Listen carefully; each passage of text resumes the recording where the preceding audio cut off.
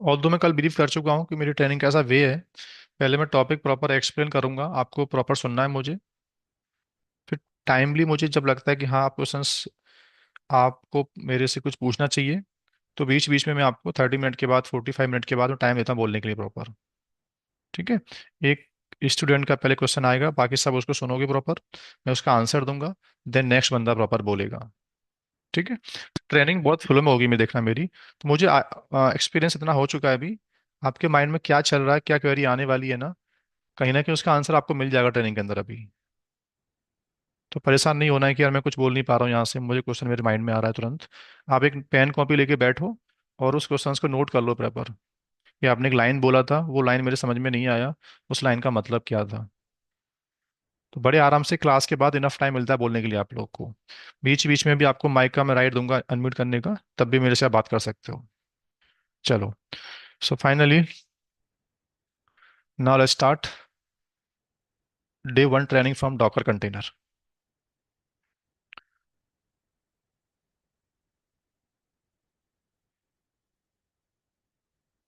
We are going to start now Docker training.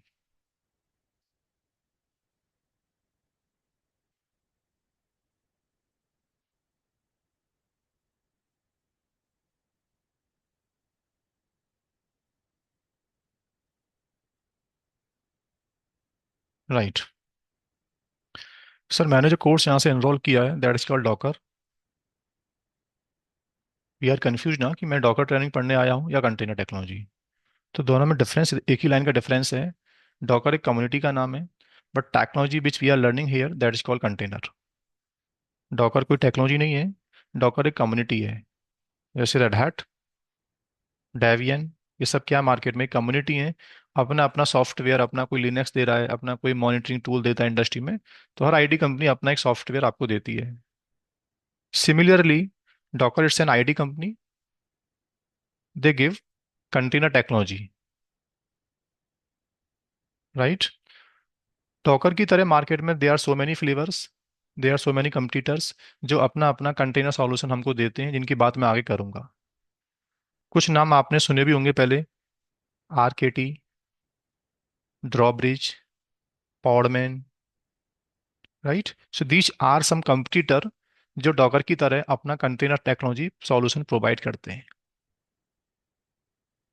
But सबसे ज़्यादा popularity stable जो market में हुआ product, that is called Docker container. जैसे ऑपरेटिंग सिस्टम काफ़ी कंपनी के आते हैं इंडस्ट्री में, लिनक्स काफ़ी कंपनी के आते हैं, बट रेड हैट के लिनक्स को हम ज़्यादा प्रीफर करते हैं। So that's why you are learning here container technology, but which given by Docker community first of all. अब व्हाट इज कंटेनर, ये पॉइंट थोड़ा सा 10 मिनट के लिए होल्ड रहेगा। राइट। कंटेनर टेक्नोलॉजी से पहले मार्केट में software, websites, databases, how we were running, first of all we need to understand.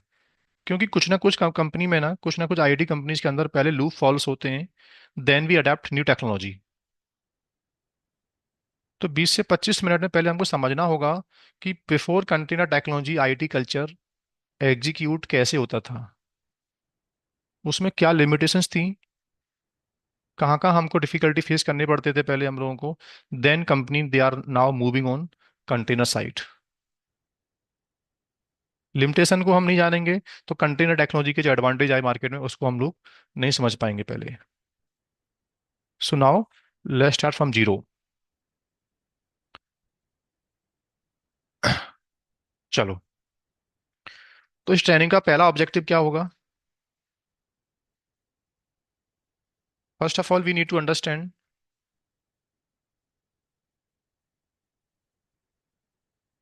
IT company के अंदर पहले सर्वर प्रोविजन क्यों होते हैं।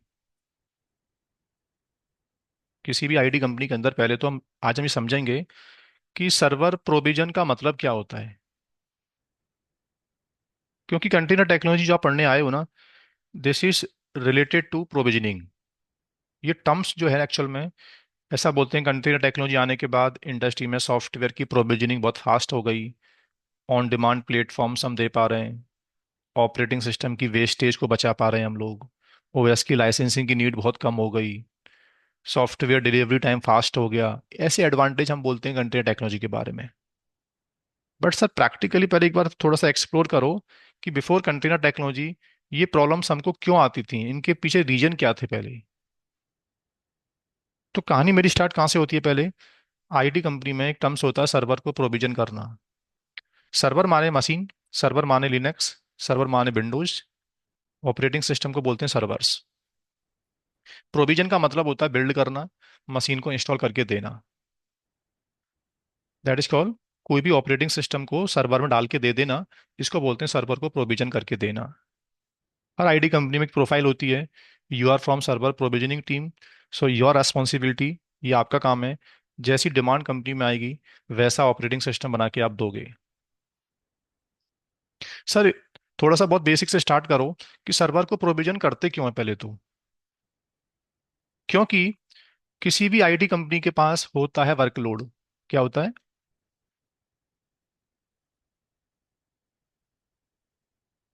आईटी कंपनी के पास एक वर्कलोड होता है। वर्कलोड का मतलब होता है कि वो IT company, they have some websites, so they will deploy web servers, right.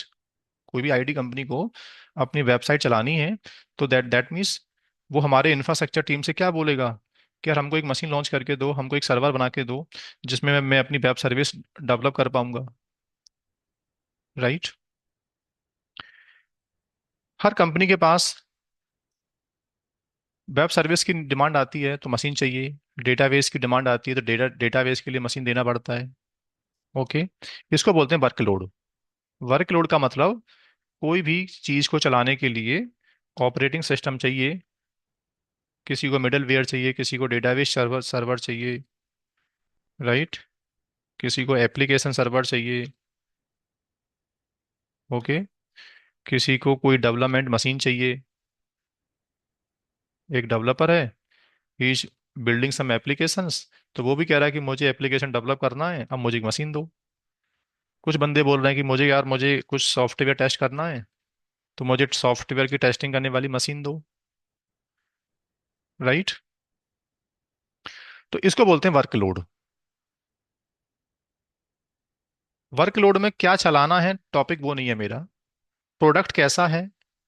कोई वेब सर्वर है, डीबी सर्वर है, एप्लीकेशन सर्वर है, डेवलपमेंट की मशीन्स मांगी जा रही है, टेस्टिंग की बीएम मांगी जा रही है मेरे से, सॉफ्टवेयर को चलाने के लिए मशीन बना के देना, दैट इज कॉल्ड सर्वर को प्रोविजन करके दे देना।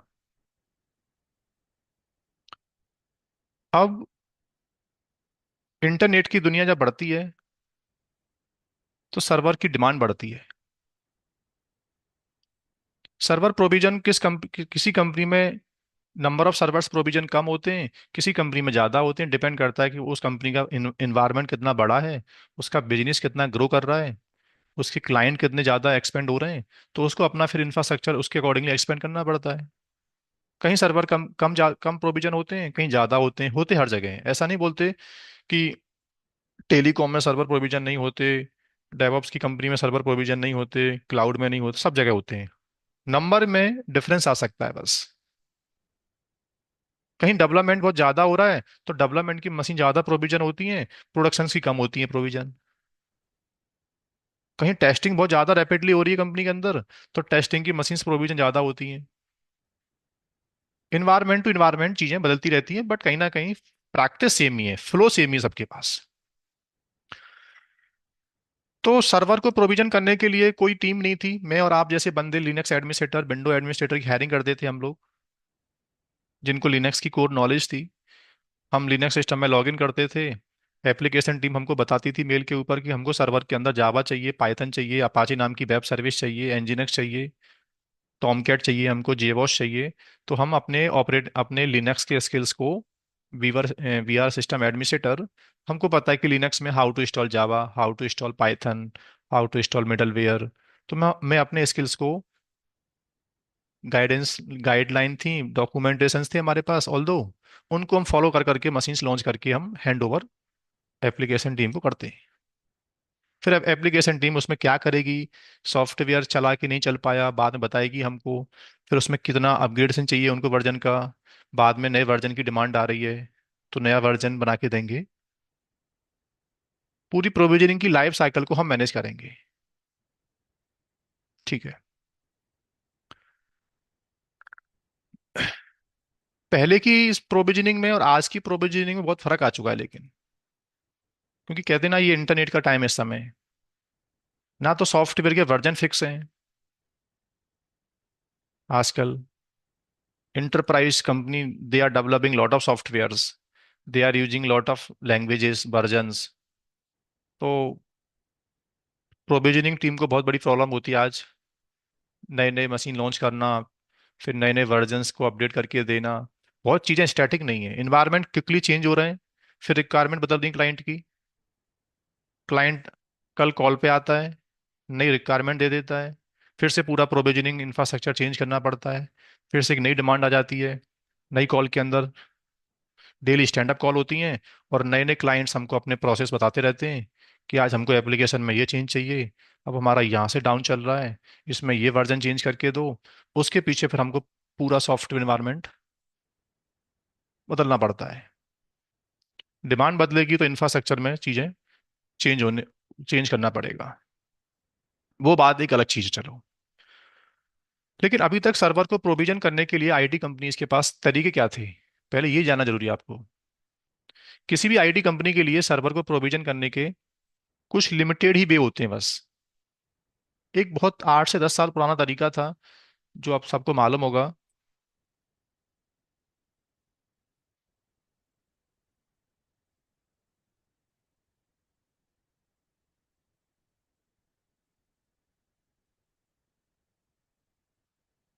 Physical server provisioning.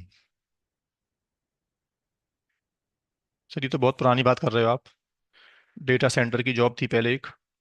Data centre में जाना, और रैक माउंट सर्वर्स आते थे। अभी भी आते हैं, ऐसा नहीं है कि आज नहीं आते। उसमें लिनक्स डाल के आना, विंडो इंस्टॉल करके आना, फिर उन मशीन्स को रिमोटली एक्सेस करना, और फिर उन मशीन्स में जाके अपने सॉफ्टवेयर वेबसाइट डेटाबेस को इंस्टॉल करना। फिजिकल सर्वर्स को भी प्रोविजन करना, वो लाइफ देखा है हम लोगों ने। टेक्नोलॉजी बदली, टाइम बदला, डिमांड्स बढ़ना स्टार्ट हुई कंपनीज की, तो एक टर्म्स आया।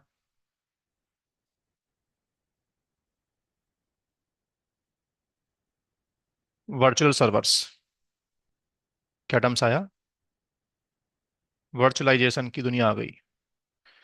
वर्चुअलाइजेशन टेक्नोलॉजी कुछ नई बातें लेके आया, कि जो कंपनी डेटा सेंटर में हार्डवेयर के ऊपर एक ऑपरेटिंग सिस्टम, एक हार्डवेयर को एंगेज नहीं कर सकते, दे have lot of wastage, hardware की नंबर ज़्यादा बढ़ रहे थे उनके पास, तो उनको कुछ इंप्रूवमेंट मिल गया किसके आने के बाद?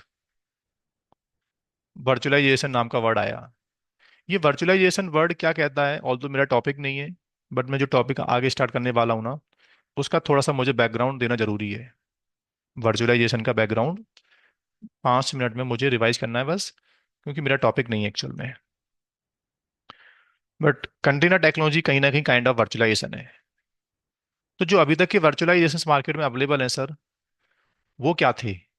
और ये जो नया वर्चुअलाइजेशन आज प्रोड्यूस हुआ है इंडस्ट्री में, ये क्या है फिर? तो समझ लेते हैं कि जो अभी तक वर्चुअलाइजेशन थे हमारे पास।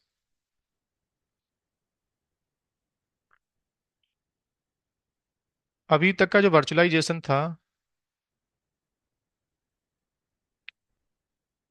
Physical box,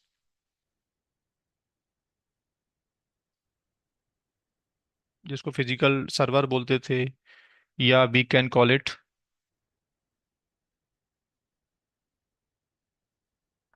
where metal hardware. या तो कंपनी डायरेक्टली फिजिकल सर्वर में ही लिनक्स विंडो इंस्टॉल करते थे, एक चॉइस तो ये थी। वो चॉइस आज भी अवेलेबल है, कि जिन कंपनीज को लगता है कि वर्चुअलाइजेशन में परफॉर्मेंस नहीं मिलेगी, वर्चुअलाइजेशन के अंदर सॉफ्टवेयर सर लेटेंसी लेटेंसी आती है, परफॉर्मेंस की प्रॉब्लम्स आती हैं, तो कुछ कंपनी, ऐसा नहीं कि आजकल फिजिकल सर्वर पर सॉफ्टवेयर डिप्लॉय होते नहीं है, नंबर कम हो गया है, लेकिन डेटा सेंटर में फिजिकल सर्वर्स आज भी डिप्लॉयड होते हैं। और कुछ सॉफ्टवेयर्स मार्केट में ऐसे भी हैं जो directly they are running over the physical server. वो एक फेस भी देखा है हमने, और वो फेस आज भी है, बट प्रैक्टिस थोड़ी सी कम हो गई उस फेस की।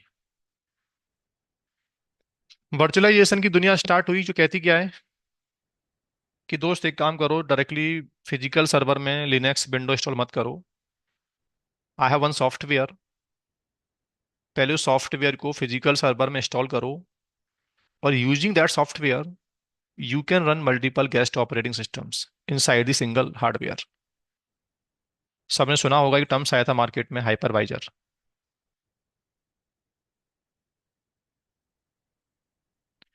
Hypervisor, this is the software light weight, एक लाइट वेट सॉफ्टवेयर है जो इस हार्डवेयर को इमुलेट करेगा, और एक ही हार्डवेयर के अंदर मल्टीपल ऑपरेटिंग सिस्टम्स को पोर्टेबिलिटी देगा।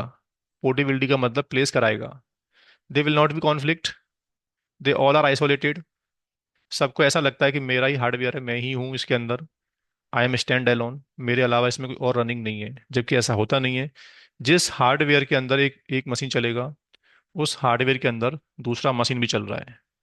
But hypervisor managing all this thing in the backend. सबने सुना ही होगा, मेरा टॉपिक नहीं है वैसे तो, बट फिर भी,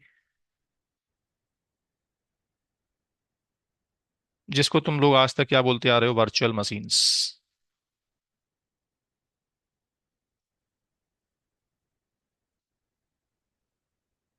आज क्लाइंट की प्रॉब्लम खत्म हो गई, एक बार में लिनक्स, विंडोज, लिनक्स में रेड हैट, डेवियन, जैसी जैसी क्लाइंट की डिमांड आ रही है एक ही हार्डवेयर के अंदर, he is able to run multiple guest operating systems. ये दूसरी प्रैक्टिस आईटी कंपनी ने स्टार्ट कर दी। वर्चुअलाइजेशन का ही बड़ा बड़ा फेस देखा हमने, cloud computing. Cloud computing virtualisation से अलग नहीं है। हार्डवेयर मेरा है अपना, in in house, I have on data centre, मेरा अपना पर्सनल हार्डवेयर है। मैं उसको वर्चुअलाइज करके now I am deploying virtual machines, तो वो मेरा ऑन प्रीमिसेस डेटा सेंटर में वर्चुअलाइजेशन बोला जाता है। जब मैं डेटा सेंटर एफर्ट नहीं कर सकता, किसी से रेंट पे सर्वर परचेज करता हूँ, तो वो कंपनी भी कहीं ना कहीं बैकएंड में हार्डवेयर को वर्चुअलाइज करके कंसोल के ऊपर हमको सर्वर्स देती है बना के। बट वो कंपनी भी बैकएंड में कहीं ना कहीं तो हार्डवेयर को वर्चुअलाइज करके सर्वर देती है। तो उसको क्लाउड कंप्यूटिंग का नाम देना हमने स्टार्ट कर दिया। बट क्लाउड कंप्यूटिंग जो टेक्नोलॉजी वर्ड निकला है, सो टोटली बेस्ड ऑन, इसका पूरा जो पीछे का फाउंडेशन है क्या है, वो है तो वर्चुअलाइजेशन ही। वही वर्चुअलाइजेशन जो IT company in house use कर रही है, और वही वर्चुअलाइजेशन को मैं डाल के सर्वर्स को रेंट पे देना स्टार्ट कर देता हूँ। तो I I become cloud provider, और they are become cloud provider client, cloud clients मेरे वो क्लाइंट हो गए मेरे लिए। चलो, तो दो प्रैक्टिसेस के साथ में पूरी आईटी कंपनी चलती है आज तक।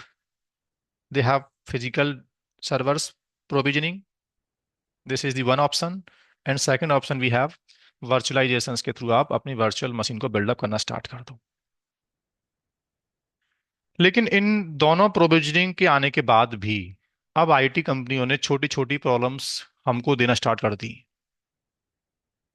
आज के अभी भी इतना स्मार्ट क्लाउड आया, इतना स्मार्ट वर्चुअलाइजेशन हमारे पास अवेलेबल हैं, फिर भी clients they are giving some concerns, they are raising some concerns daily, कि नहीं, अभी भी जो प्रोविजनिंग जिस तरीके से तुम कंपनी में करके दे रहे हो ना, ये प्रोविजनिंग बहुत ज्यादा लेंदी है, बहुत ज्यादा टाइम लेंदी है।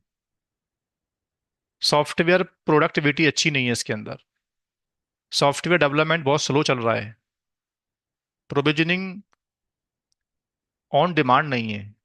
ऐसे कुछ कंसर्न्स क्लाइंट हमसे कर रहा है। तो नाउ लेट्स स्टार्ट, कि ये जो कल्चर अभी अभी तक हम चला रहे हैं, इस कल्चर में थोड़ी थोड़ी बातें जो क्लाइंट हमसे बोलता है, उनमें क्या प्रॉब्लम्स हैं sir. So now let's start. Client कहता है कि दोस्त,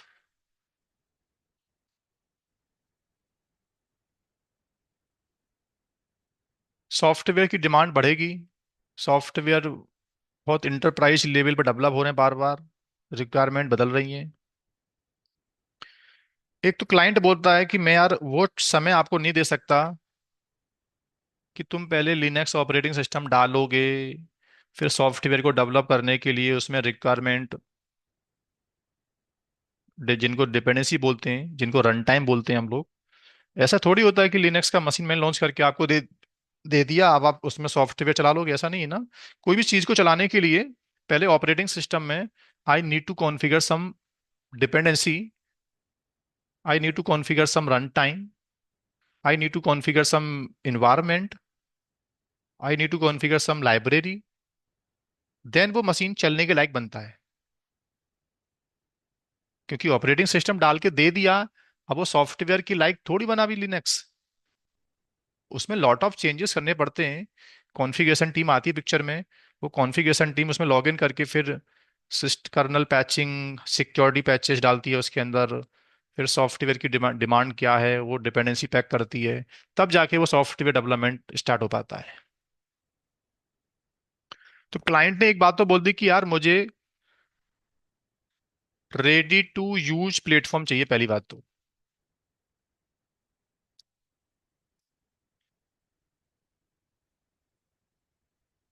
रेडी टू यूज प्लेटफॉर्म का मतलब है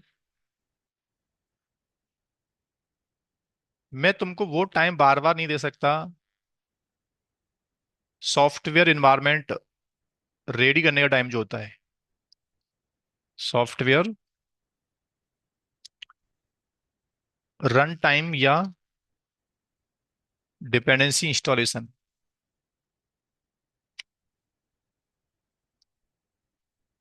ये चीज मैं आपको, मेरे से ये नहीं बोलना कि सॉफ्टवेयर की अभी रिक्वायरमेंट डाली जा रही है मशीन के अंदर, भाई वेट करो 10 मिनट के लिए अभी, पहले वो मशीन में चीजें कॉन्फ़िगर हो रही हैं, तब वो मशीन से यूजेबल बनेगा, उससे पहले तुम उस सिस्टम को यूज नहीं कर सकते।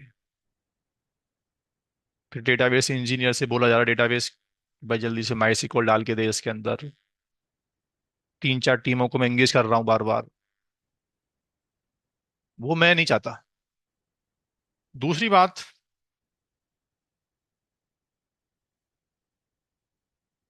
सॉफ्टवेयर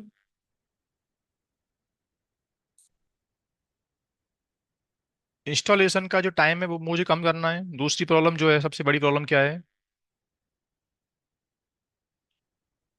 आप लोगों को पता नहीं उसी का एक्सपीरियंस है कि नहीं, ऑल दो सबको नहीं होगा इस बात का एक्सपीरियंस, बट मुझे बोलना पड़ेगा अभी भी वो।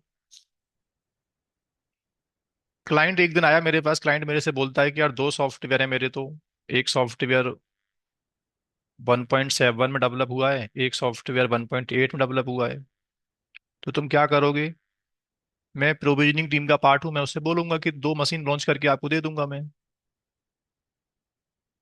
तो मेरे से बोला ये क्या बात हुई, दो मशीन तो मेरा क्लाइंट एक्सेप्ट नहीं करेगा, एक ही मशीन के अंदर दोनों वर्जन्स की डेवलपमेंट क्यों नहीं कर पा रहे तुम, दो सॉफ्टवेयर को एक ही मशीन में रन नहीं कर पा रहे हो बार बार, क्योंकि तुम नई नई वर्चुअल मशीन बना के दे रहे हो मेरे लिए, तो प्रोसेस में डिले है।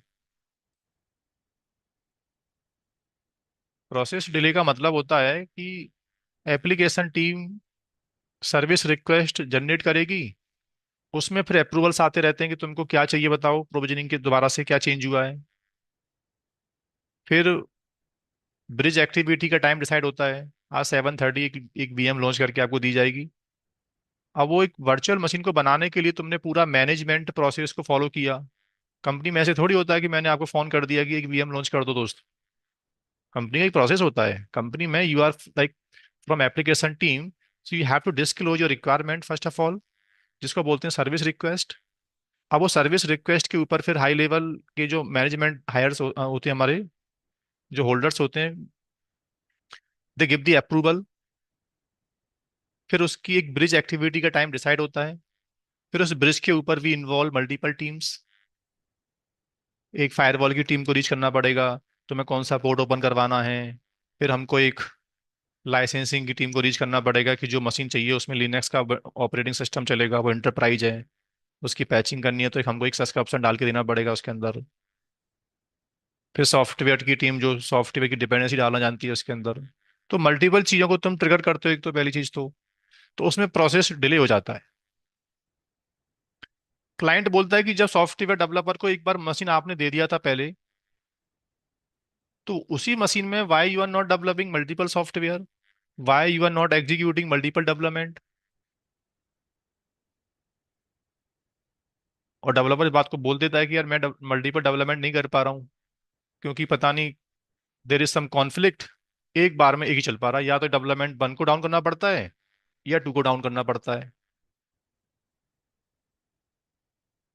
यानी we are not able to run multiple software at a time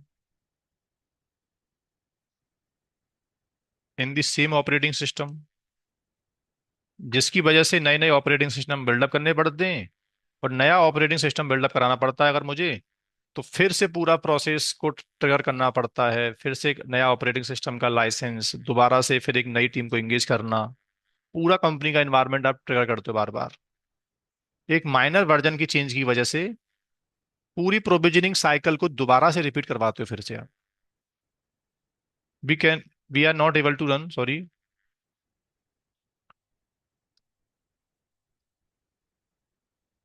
हाँ, क्लाइंट बोल रहा है कि हम लोग we are not able to run multiple software at a time in the same machine.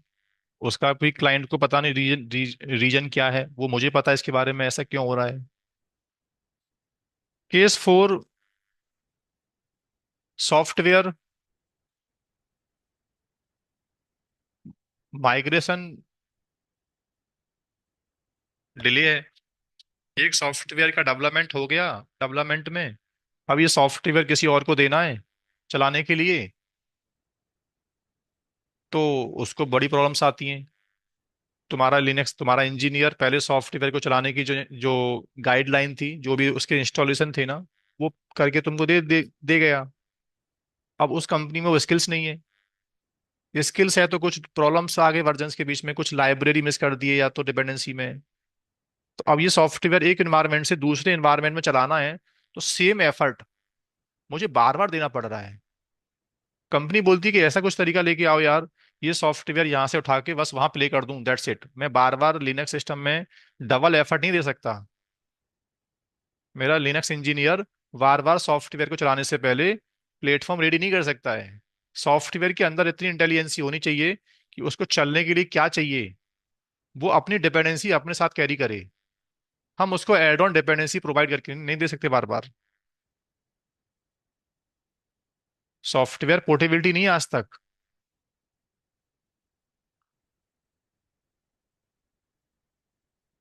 तो अभी तक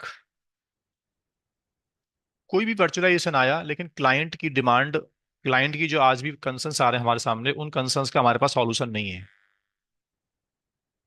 we have lot of software, we are developing lot of software.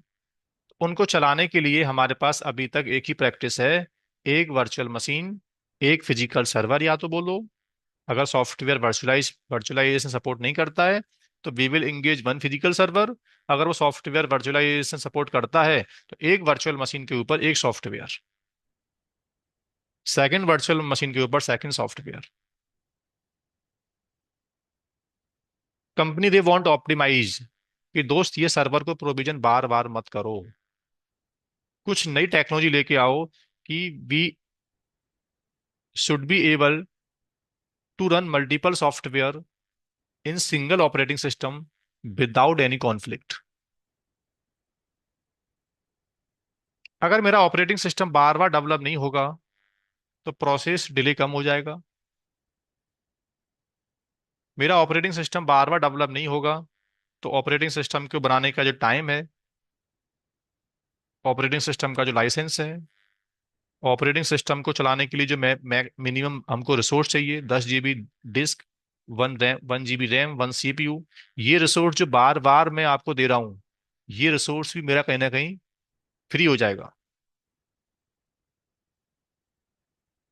Configuration team भी रिलैक्स करेगी।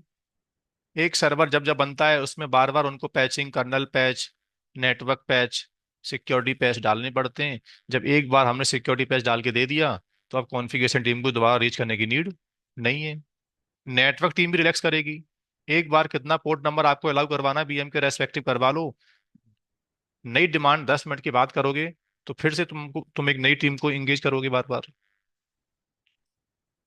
तो ओवरऑल परेशानी ऑपरेटिंग सिस्टम की है अभी तक की दुनिया में। नंबर ऑफ सॉफ्टवेयर बढ़ते जा रहे हैं और ऑपरेटिंग सिस्टम की वेस्टेज क्या हो रही है, बढ़ती जा रही है। इंस्टॉलेशन टाइम में बहुत कंपनी बिजी है। एडमिनिस्ट्रेटर सिस्टम को कॉन्फ़िगर करने में बहुत ज्यादा अपनी एनर्जी वेस्ट कर रहा है। उसके पीछे एक ही रीजन है, क्या? देखो सर, ये जो कॉन्फ्लिक्ट की बात करते हो तुम अभी तक, वो क्या चीज है पहले तो? हमारा एक सॉफ्टवेयर जब डेवलप होता है, कोई भी सॉफ्टवेयर जब डेवलप होता है दोस्तों, तो उसको चलाने के लिए ऑपरेटिंग सिस्टम में एक मेजर पार्ट होता है जिसको बोलते हैं लाइब्रेरी, जिसको बोलते हैं रन टाइम। और ये लाइब्रेरी के वर्जन कभी जभी सेम भी रहते हैं दोनों वर्जन में, और कभी कभी ये वर्जन्स डिफरेंट भी हो जाते हैं। जैसे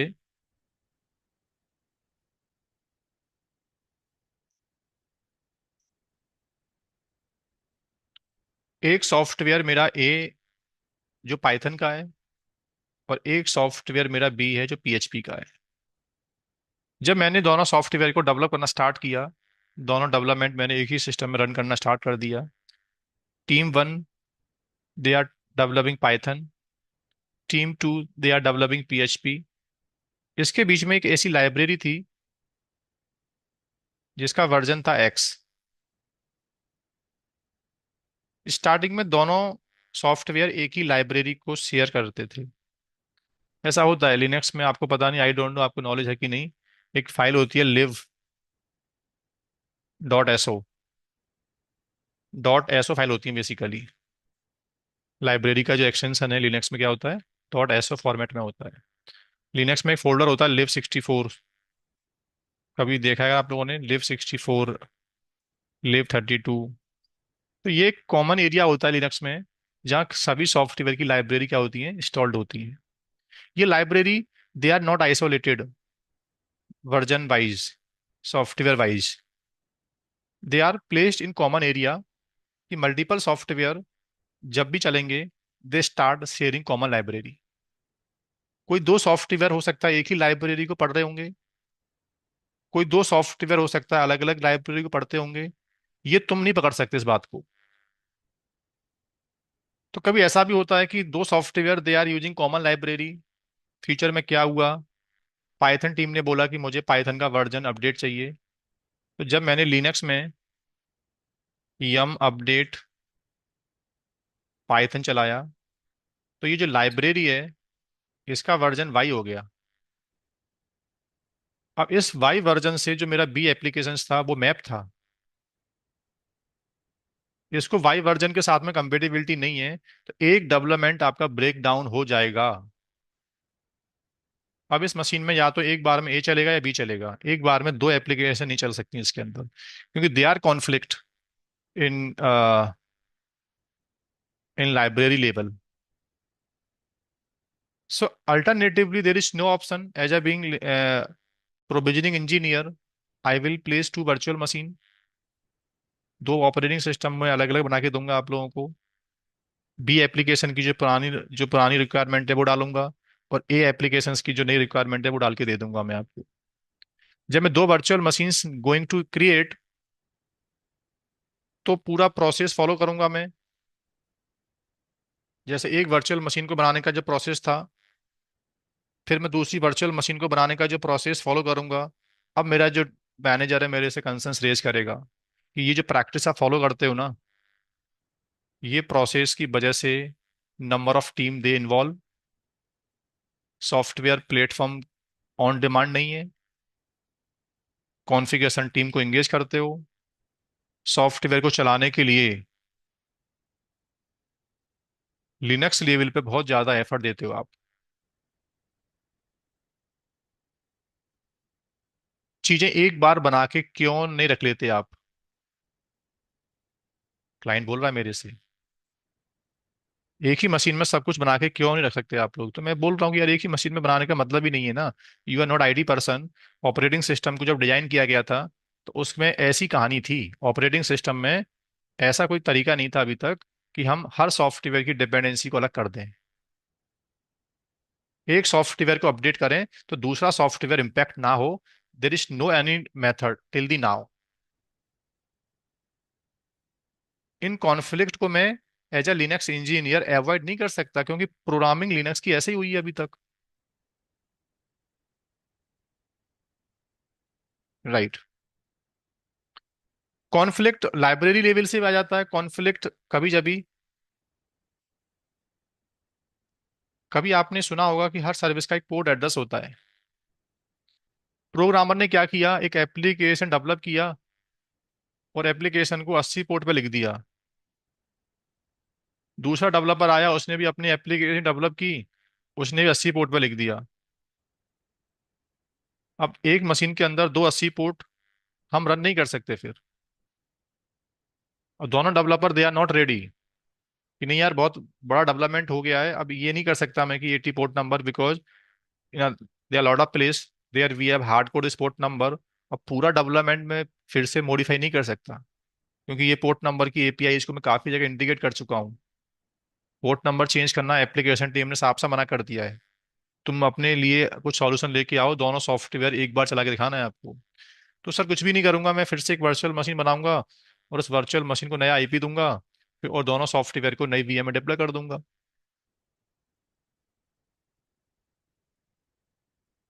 अगेन क्लाइंट मेरे से फिर बोलेगा कि तुमने फिर से वर्चुअल मशीन नया बिल्डअप किया, सेम एफर्ट आपने फिर दिया।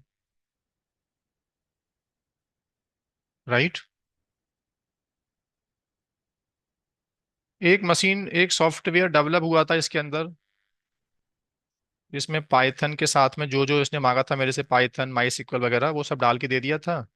और यहाँ मेरी एप्लीकेशन प्रॉपर रेडी हो गई थी। अब मुझे ये एप्लीकेशन यहाँ से हटा के नए इन्वायरमेंट में चलानी है। ये मेरा इन्वायरमेंट टेस्टिंग का था, अब ये मेरा इन्वायरमेंट प्रॉड का है।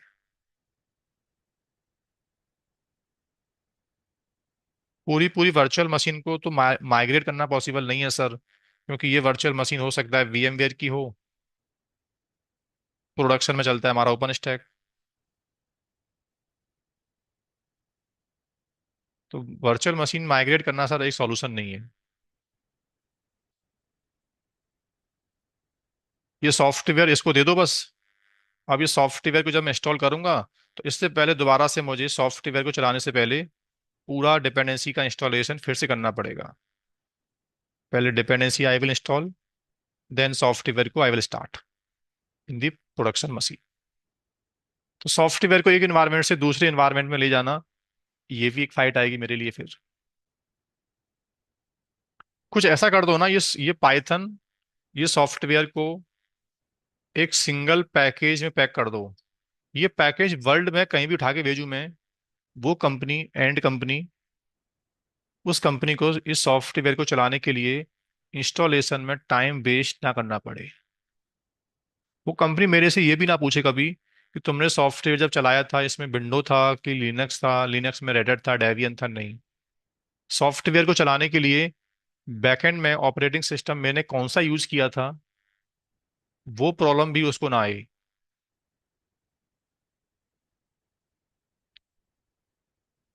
तो मार्केट में कंसेप्ट आया।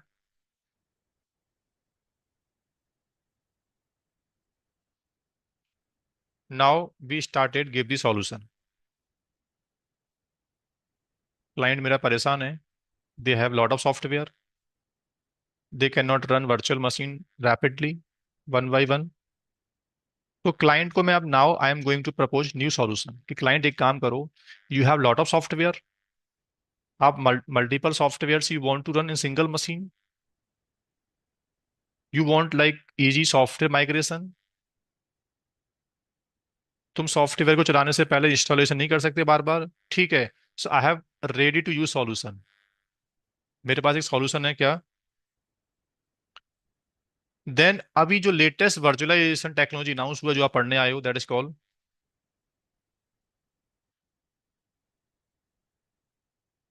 Operating system virtualization. नाम ही क्या है इसका। ऑपरेटिंग सिस्टम एक रहेगा, उस ऑपरेटिंग सिस्टम में चलने वाले सभी सॉफ्टवेयर को ऐसा लगेगा कि this is only my OS, I am only single software जो इसमें रन हो रहा हूं। They all will be isolated in terms of network, they all will be isolated in terms of library. They will not get the conflict because they all have separate dependency. ऐसा sir आप क्या करोगे? So we announce the technology that is called container. क्या किया हमने? We started work with the container technology inside the operating system. Container operating system से बाहर नहीं है, कंटेनर ऑपरेटिंग सिस्टम के अंदर का, again this is one logical object which gives separate environment for application, which provide separate dependency for the application, which isolate software from other applications. There are a lot of definition of container, right? So now company are moving on container side, that is called OS virtualization। का मतलब ही क्या होता है? Container virtualisation.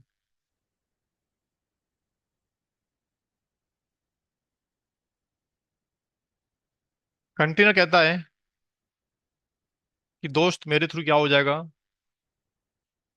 In single in same operating system,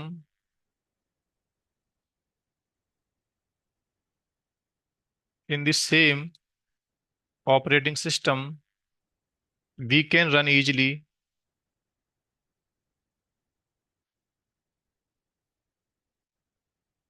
multiple software without library network और etc. जो भी तरीके के कॉन्फ्लिक्ट होते हैं आपको पता नहीं, दो कॉन्फ्लिक्ट के बारे में सब जानते हैं आजकल, library network conflict, without any conflict, right.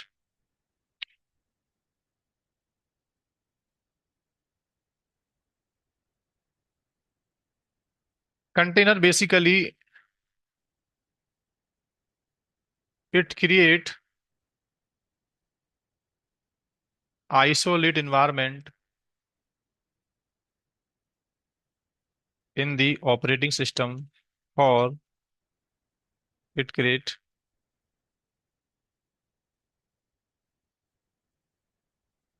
for each software।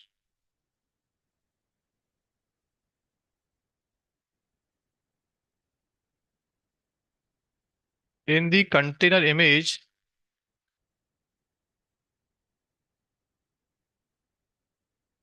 in the container file system has only software level dependency.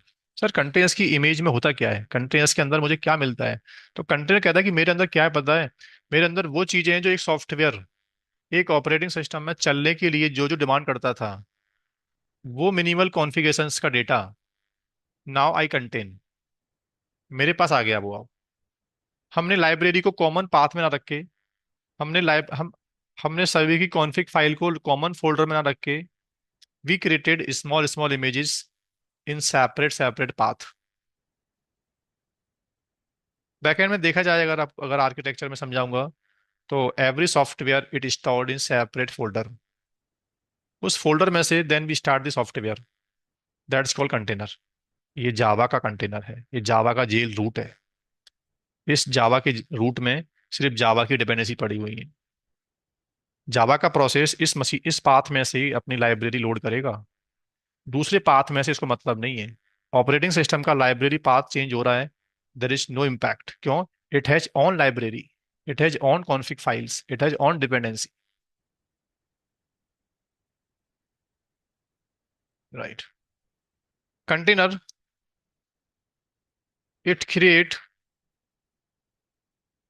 Separate file system बीनिक IP process for each software.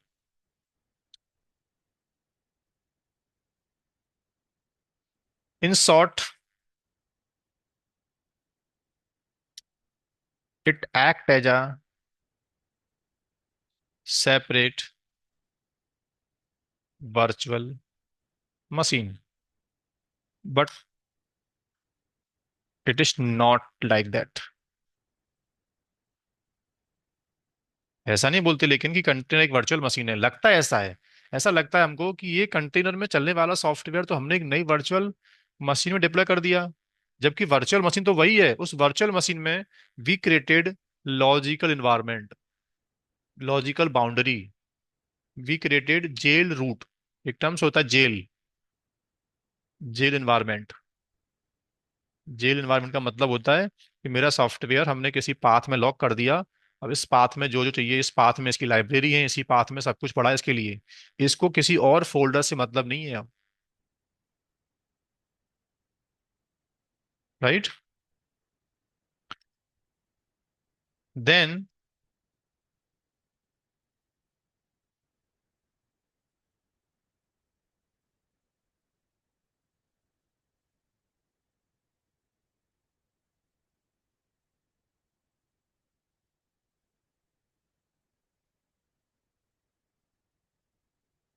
अगर एडवांटेज ऑल दो आपको मालूम चल गए, सबसे बड़ा एडवांटेज क्या है? It optimize software dependency installation time. वो समस्या जो लिनक्स इंजीनियर इंगेज थे, बार बार एक सॉफ्टवेयर आना है उसकी डिपेंडेंसी इंस्टॉल करके रखो, पहले से ही सर्वर बना के रखो, नहीं। आज हम ऐसा नहीं करते। आज हमारी कंपनी में already we prepared images of container. हम लिनक्स सिस्टम को बार बार प्रिपेयर नहीं करेंगे, हम ऑपरेटिंग सिस्टम को बार बार एफर्ट नहीं करेंगे। Already we just we effort, हमारी जो एनर्जी होगी कंटेनर्स की इमेज को बनाने में जाएगी बस। कंटेनर्स की इमेज में हम क्या करेंगे? कोई सॉफ्टवेयर चलाना है कंपनी को, जावा का, पाइथन का, पीएचपी का, तो हम एक बार में पाइथन 3.6, पाइथन 3.7, जावा 1.7, माई सिक्वल 3.6, डेली मेरी कंपनी में कौन कौन से एनवायरनमेंट की रिक्वायरमेंट आती है, हमारी कंपनी का इट्स अराउंड क्या क्या चल रहा है, उन चीज़ों के इमेजेस को बना बना के एक बार वी विल रिटेन। अब जिसको भी प्लेटफॉर्म चाहिए वो हमारे से बार बार बात नहीं करेगा।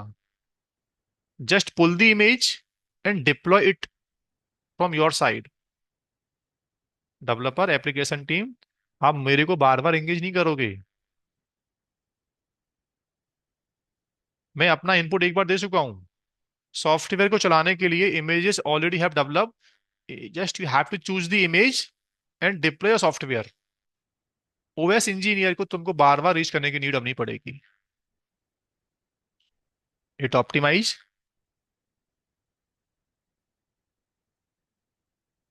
Software dependency installation time. Right. On demand provisioning जो टर्म्स है वो आ गया।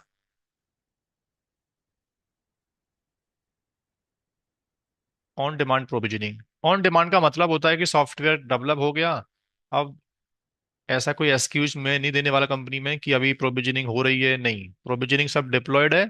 बस बता दो कौन सा सॉफ्टवेयर किस प्लेटफॉर्म में चलाना है, all we have done from our side. Provisioning की वजह से कोई सॉफ्टवेयर डेवलपमेंट डिले नहीं जाएगा, कोई डिप्लॉयमेंट, कोई नया रिलीज, उसमें मेरा प्रोविजनिंग का कोई लैक नहीं है अब। ऑन डिमांड है सब कुछ।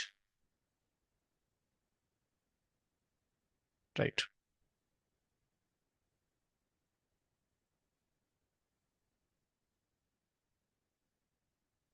Multiple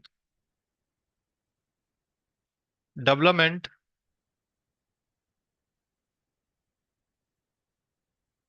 running together. ऑब्वियसली एक बार में ही 50 टीम, एक दो टीम, चार टीम एक साथ काम कर रही है बैठ के। ये नहीं करना है कि तू पहले डाउन कर फिर मैं अपना आप करूंगा क्योंकि आपका पोर्ट नंबर मेरा पोर्ट नंबर सेम ही है। नहीं, एक ही प्लेटफॉर्म के अंदर, एक ही बॉक्स के अंदर, एक ही मशीन के अंदर multiple developments, they are working together without any conflict.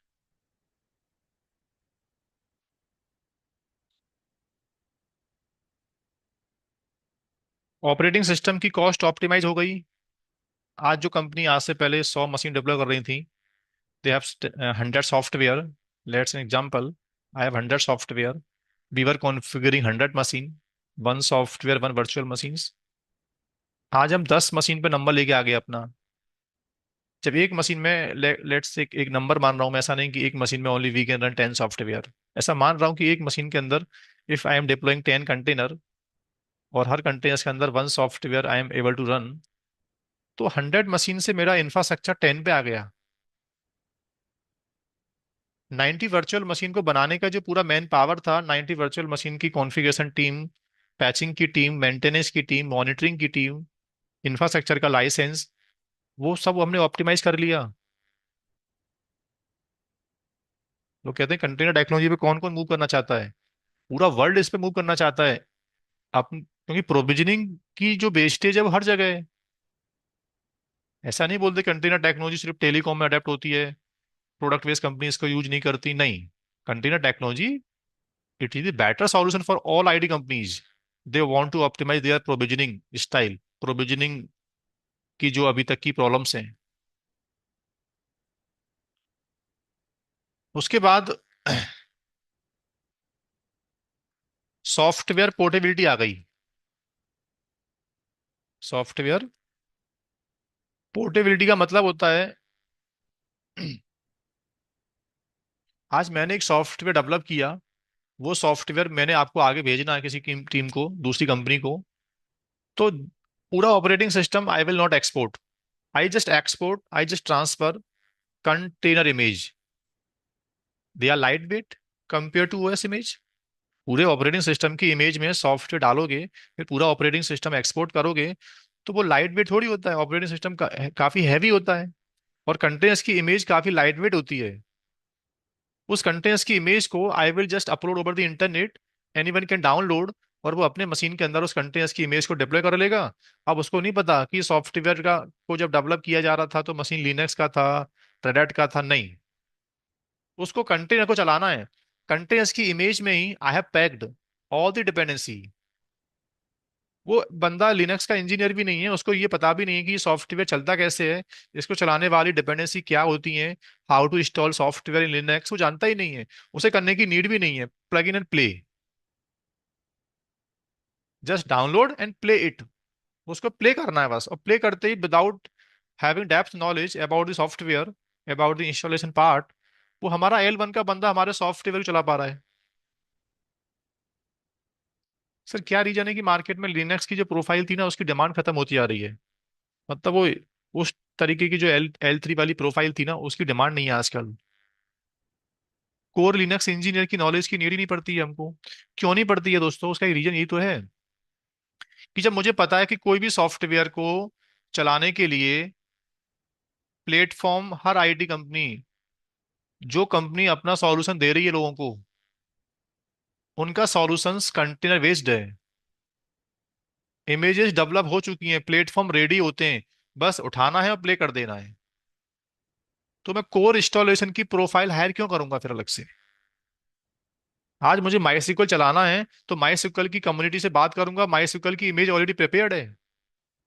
आज मुझे जेबॉस चलाना है, तो जेबॉस की इमेज में इंटरनेट से उठाऊंगा, और I can play it only. मुझे ये भी मैटर नहीं करता कि मुझे जेबॉस का इंस्टॉलेशन पता है कि नहीं पता है आजकल।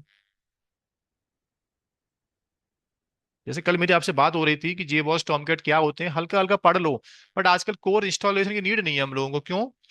क्योंकि टेक्नोलॉजी आजकल ऐसे डेवलप हो गई है कि आपको बस इमेज को डाउनलोडिंग करके लेके आना होता है, और यू कैन प्ले इट, जेबॉस आपका रेडी हो गया।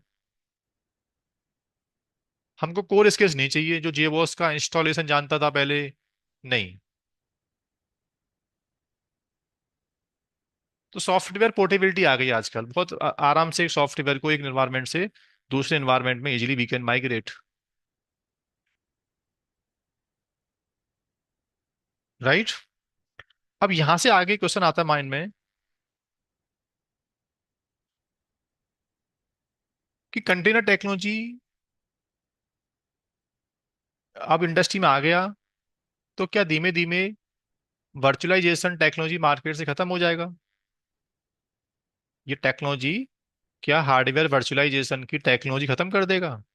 जो वर्चुअलाइजेशन इंडस्ट्री में दे रहे थे, KVM virtualization given by Red Hat, ESXi virtualization given by VMware, ये मार्केट में कुछ कंपनीज हैं जो डेटा सेंटर वर्चुअलाइजेशन आपको आज तक दे रहे थे, अभी भी देते हैं। तो what do you think? Chat पे एक बार बताओ मुझे आप लोग वहां से कि हार्डवेयर वर्चुअलाइजेशन टेक्नोलॉजी मार्केट से खत्म हो जाएगा?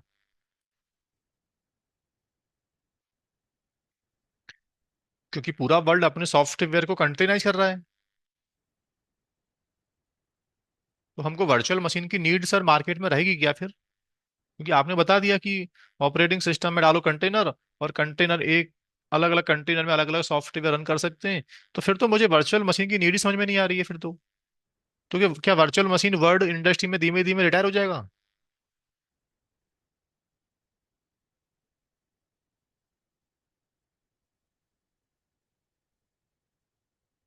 हाँ, कुछ लोगों ने आंसर ठीक दिया है। ऑलमोस्ट सबने आंसर ठीक दिया है कि sir container technology virtual machine को खत्म नहीं कर सकता। क्यों नहीं कर सकता? अगर हार्डवेयर वर्चुअलाइजेशन नहीं लेके आओगे, अगर हार्डवेयर को वर्चुअलाइज पहले नहीं करोगे, डायरेक्टली वेयर मेटल के अंदर लिनक्स विंडो इंस्टॉल करके कंटेनर को बनाओगे, तो ऐसी कितनी कंपनी है जिनके पास फिजिकल सर्वर्स हैं? बहुत कम नंबर है सर।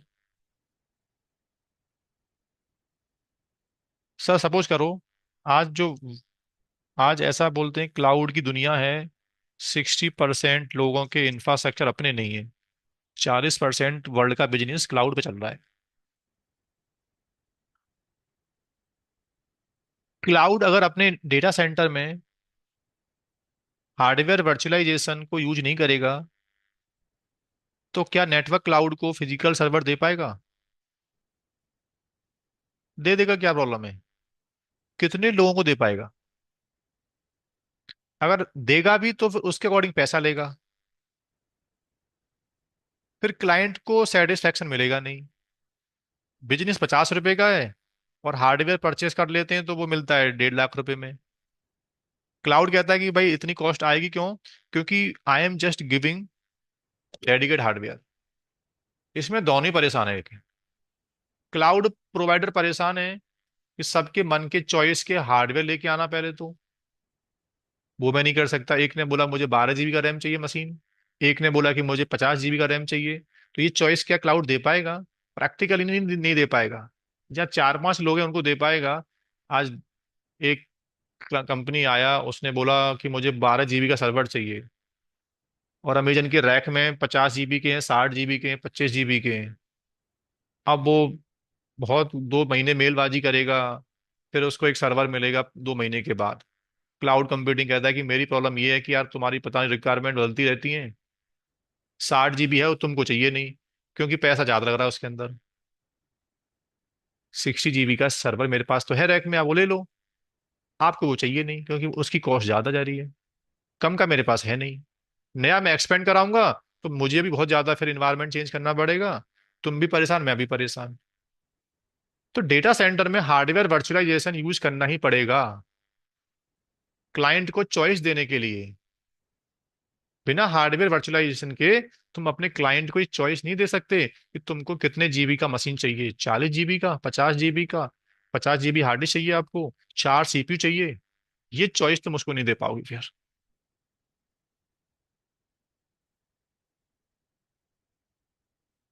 तो हार्डवेयर वर्चुअलाइजेशन को खत्म करना कंटेनर टेक्नोलॉजी का मतलब नहीं है। हार्डवेयर वर्चुअलाइजेशन के वेस्टेज को बचाना। तो सर क्लाउड कंप्यूटिंग में कंटेनर टेक्नोलॉजी मैंने यूज किया अगर, तो नेटवर्क क्लाउड को फायदा मिलेगा कि अमेजन क्लाउड को फायदा मिलेगा?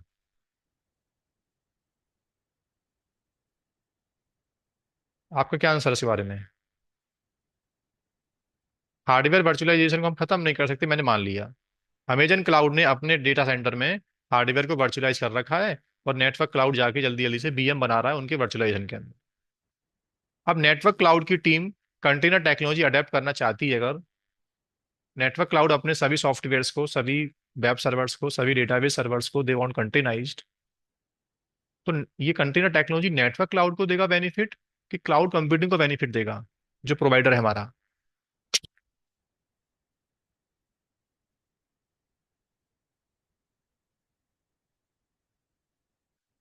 दोनों को देगा मान लेता हूं, बट नहीं, अभी इसका आंसर एक ही है सर, ये अमेजन को इससे मतलब नहीं है, अमेजन कोई फायदा नहीं देगा।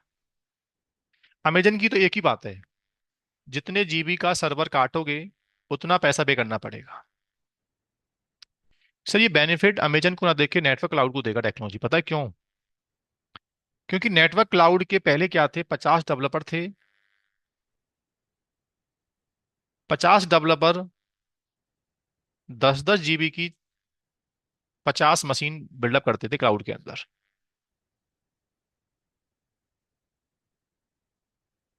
इसका यूज करते थे 35%, इसका यूज करते थे 24%, 50%। मतलब अमेजन क्लाउड को तो फायदा हो रहा है, उसका तो पैसा बिल बन रहा है यार, सर्वर कितने का ले लो, मैं मुझे तो आपको पैसा पे करना पड़ेगा। अब नेटवर्क क्लाउड की समस्या है ये तो, कि तुम सर्वर ज्यादा क्यों बना रहे हो, वो तुम्हारी प्रॉब्लम है। दो डेवलपर मिलके एक ही बीएम में काम क्यों नहीं कर रहे हो, वो अमेजन को मतलब नहीं है। तो नेटवर्क क्लाउड क्या करे, क्लाउड के बिल को कम करने के लिए, क्लाउड में इंस्टांसेस को, मशीन्स को ज्यादा रैपिडली बिल्डअप ना करना पड़े, तो केआर नेटवर्क क्लाउड की टीम क्या करेगी, they hired DevOps engineer, they will hire Docker administrators, container administrators. वो लोग क्या करेंगे कि यार 50 वर्चुअल मशीन्स को बिल्डअप क्यों कर रहे हो, तुमको सॉफ्टवेयर चलाने के लिए कितना रैम चाहिए, कितना सीपीयू चाहिए, मुझे बताओ। तुमको ऑपरेटिंग सिस्टम से मतलब नहीं है ना, नहीं है मतलब मुझे सर। तुमको ऑपरेटिंग सिस्टम से मतलब ही क्या है, तुमको तो अपना सॉफ्टवेयर चलना चाहिए से मतलब है ना। ठीक है, तो वो कंटेनर एडमिनिस्ट्रेटर क्या करेगा, 50 की जगह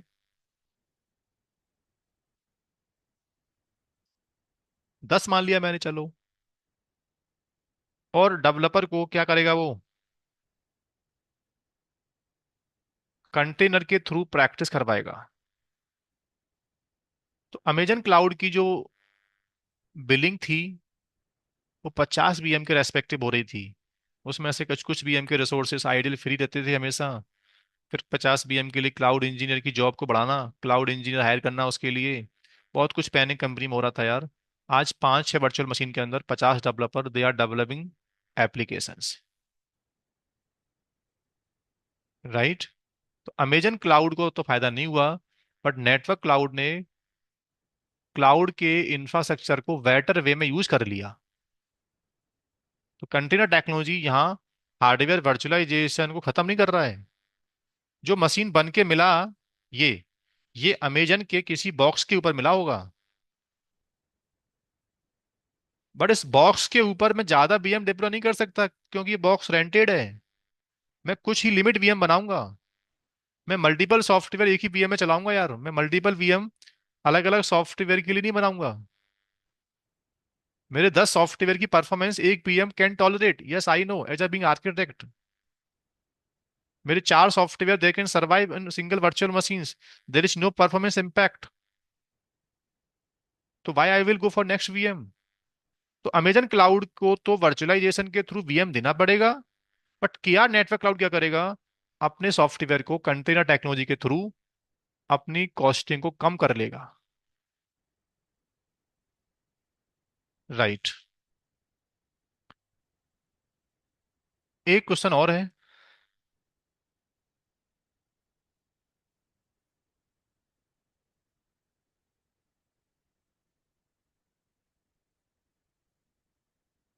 इज दिस मैंडेटरी, कि कंटेनर टेक्नोलॉजी चलाना है तो पहले वर्चुअल मशीन हमारे पास होना चाहिए? क्या वर्चुअल मशीन के बिना कंटेनर नहीं चल सकता? अभी तो मैंने ये बोला था कि रिप्लेस करना इसका टेक्नोलॉजी का मतलब नहीं है, वर्चुअल मशीन्स पिक्चर में रहेगा, वो हम खत्म नहीं कर सकते, उसका मैंने एग्जांपल दे दिया, ब्रीफ दे दिया। अब मैं एक बात और बोल रहा हूँ, कि कोई ये बोले इंटरव्यू में, कम कंपनी में, you are going to propose technology, container चलाना है तो पहले वर्चुअल मशीन लेके आओ, वर्चुअल मशीन के अंदर then we will deploy container. क्योंकि एक कंपनी की प्रॉब्लम ये है कि वो वर्चुअल मशीन में आज तक कभी गया ही नहीं।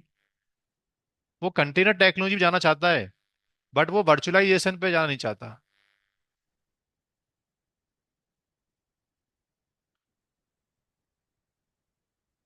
क्योंकि वर्चुअल मशीन में जाने से उसे लगता है कि मुझे परफॉर्मेंस की प्रॉब्लम्स आती हैं। वो अपने सॉफ्टवेयर को हार्डवेयर, फिजिकल हार्डवेयर पर रन करना चाहता है directly. But they have multiple software. वो चार पांच सॉफ्टवेयर को एक ही हार्डवेयर के ऊपर रन करना चाहता है विदाउट कॉन्फ्लिक्ट। तो क्या प्रॉब्लम है? कंटेनर टेक्नोलॉजी कहता है कि मेरी डिमांड वीएम नहीं है, मेरी डिमांड ऑपरेटिंग सिस्टम है। अब ऑपरेटिंग सिस्टम वेयर मेटल पे यू कैन इंस्टॉल। कोई कंपनी क्या करे, एक फिजिकल बॉक्स परचेस करे, उस फिजिकल बॉक्स में जरूरी थोड़ी होता है कि हाइपरवाइजर इंस्टॉल करो फिर वीएम बनाओ फिर वीएम के अंदर। कंपनी दो तरीके से टेक्नोलॉजी यूज कर रही है देखो। जिनके मल्टीपल क्लाइंट हैं, क्लाइंट वांट टू चॉइस, हमको मशीन विंडो का चाहिए, हमको मशीन लिनक्स का चाहिए, हमको रेडिट का चाहिए, हमको डेबियन का चाहिए। क्लाइंट की चॉइस चाहता है, क्लाइंट अपने अकॉर्डिंगली हार्डवेयर चूज करना चाहता है।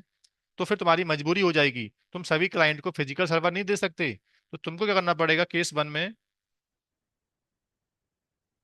हाइपरवाइजर करके इंस्टॉल, और हर क्लाइंट को वर्चुअल मशीन बना के देना पड़ेगा। और ये क्लाइंट क्या करेगा, दे हैव लाइक 10 सॉफ्टवेयर, और ये उस ऑपरेटिंग सिस्टम के अंदर दे विल डेवलप कंटेनर। एक तो ये फेस चल रहा है मार्केट में, ऐसे कंपनी कंटेनर टेक्नोलॉजी यूज कर रहे हैं। और एक केस ऐसे हो सकता है कि सर मैंने फिजिकल बॉक्स लिया, फिजिकल बॉक्स पे ऑपरेटिंग सिस्टम डाल दिया, और now I am deploying container. इसमें वर्चुअलाइजेशन टेक्नोलॉजी मैंने खत्म कर दिया। तो कंटेनर टेक्नोलॉजी को चलाने के लिए दिस इज नॉट मैंडेटरी कि पहले वर्चुअल मशीन होना चाहिए। अब यहाँ क्वेश्चन आपके माइंड में आ रहा होगा कि वो क्लाइंट जब अपना सॉफ्टवेयर वर्चुअलाइज कर ही नहीं सकता था पहले, उसको वर्चुअलाइजेशन से प्रॉब्लम ही थी, तो तुम उसको कंटेनर टेक्नोलॉजी प्रपोज कर रहे हो। तो कंटेनर क्या वर्चुअलाइजेशन नहीं है? क्या कंटेनर में जाने के बाद कोई एप्लीकेशन में परफॉर्मेंस इंपैक्ट नहीं आएंगे? नहीं आएंगे, क्यों? कंटेनर कहता है,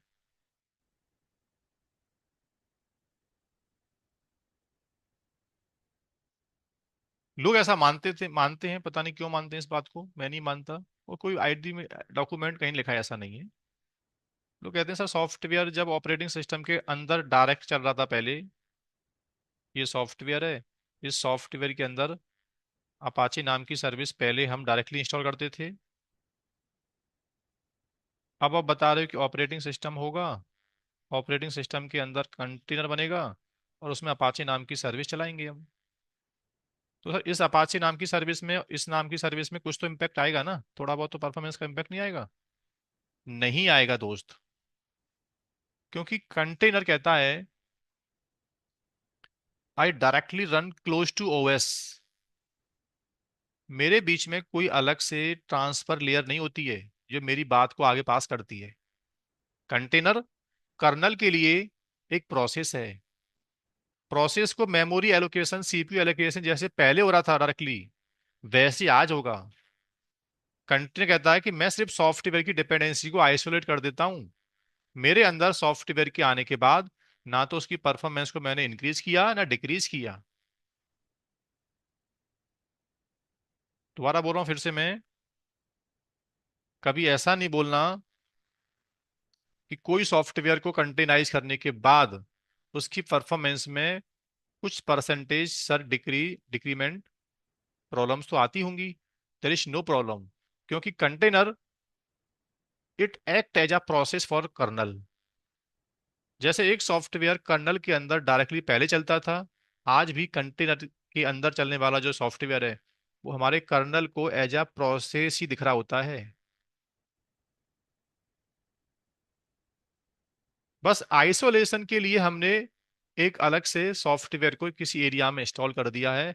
अलग एरिया में जाने का मतलब ये नहीं है कि वो बीच में किसी और कर्नल से बात करता होगा।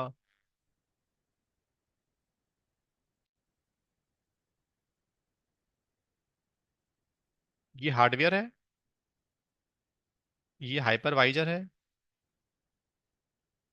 और फिर होता है वीएम। वीएम के अंदर होता है दूसरा कर्नल, और कर्नल के अंदर होता है ऑपरेट सॉफ्टवेयर। जब इस सॉफ्टवेयर को रैम चाहिए तो पहले इस कर्नल से बात करता है, और ये कर्नल हमारे हाइपरवाइजर से बात करता है। तब जाके हमको रिसोर्स मिलता है। बट कंटेनर का कोई अपना कर्नल अलग अलग नहीं होता है। ये हार्डवेयर है, इस हार्डवेयर के अंदर चल रहा है कर्नल लिनक्स। और now I am deploying container, जिसमें I am running HTTPD service, I am running my SQL service. इनके पास अपना कर्नल नहीं है, they are engage to same kernel, they are mapping with this kernel as a process. ये दो container, दो process हैं उसके लिए। तो ये दो सर्विस को मैं पहले लिनक्स सिस्टम में जब डायरेक्टली रन करता था, आज मैं इनको कंटेनाइज कर रहा हूं। परफॉर्मेंस लेवल पे देर इज नो इम्पैक्ट। अलग करने से इतना बेनिफिट हो गया कि आज इसकी जो लाइब्रेरी है वो दोनों की अलग अलग हो गई। पहले क्या था, एक ही ऑपरेटिंग सिस्टम में कॉमन लाइब्रेरी हुआ करती थी, और दोनों को ये प्रोसेस शेयर करते थे।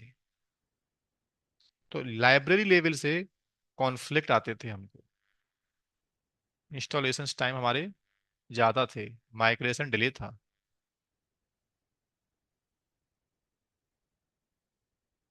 ओके।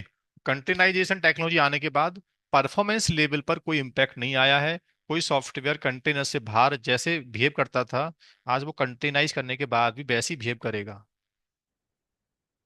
ठीक है। तो कंटेनर टेक्नोलॉजी की ये डिमांड नहीं है कि मुझे वर्चुअल मशीन चाहिए, उसकी डिमांड है Linux operating system. Not only Linux, container technology window based भी है, लिनक्स बेस्ड भी है।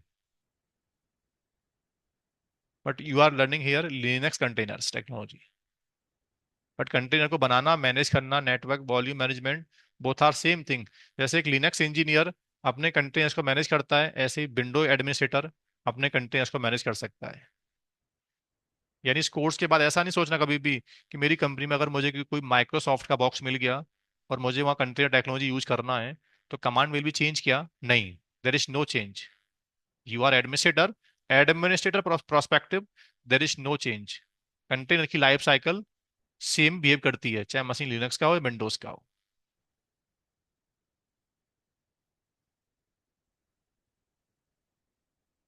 यहाँ एक क्वेश्चन माइंड में आ जाता है आपके में, आप अभी पूछना नहीं, मैं आगे बताऊंगा कि एक कंटेनर लिनक्स में बनाया गया था, अब उस कंटेनर को उठा के मुझे विंडो में ले जाना है, तो क्या ऐसे क्रॉस इन्वायरमेंट सपोर्टेबल हो जाता है? तो यहाँ कुछ बातें हैं थोड़ी काम की जो आगे समझाऊंगा मैं आपको। Okay. Cross environment definitely problem आएगी, बट अभी ऐसा मानना कि मैंने एक कंटेनर बनाया सर, वो कंटेनर जब मैंने बनाया था तो सिस्टम में रेडहेट का लिनक्स था, रेडहेट का लिनक्स था, और इस कंटेनर्स की इमेज को मैंने कहीं भेज दिया, और वो बंदा डेवियन लेके बैठा हुआ है। Then he want to run container, same container, there is no problem, बड़े आराम से ही कैन रन। अब ये कंटेनर विंडो में चल सकता है कि नहीं, वो बात की बात है अभी। विंडो वाला कंटेनर लिनक्स में चल सकता है कि नहीं, वो बात की बात है। बट लिनक्स डिस्ट्रीब्यूशन के सभी container technology they are portable. Linux distribution के आने वाले सभी फ्लेवर के कंटेनर्स आपस में क्या होते हैं, दे आर पोर्टेबल। तो आज हमारा डेवलपमेंट पहले क्या था पता है,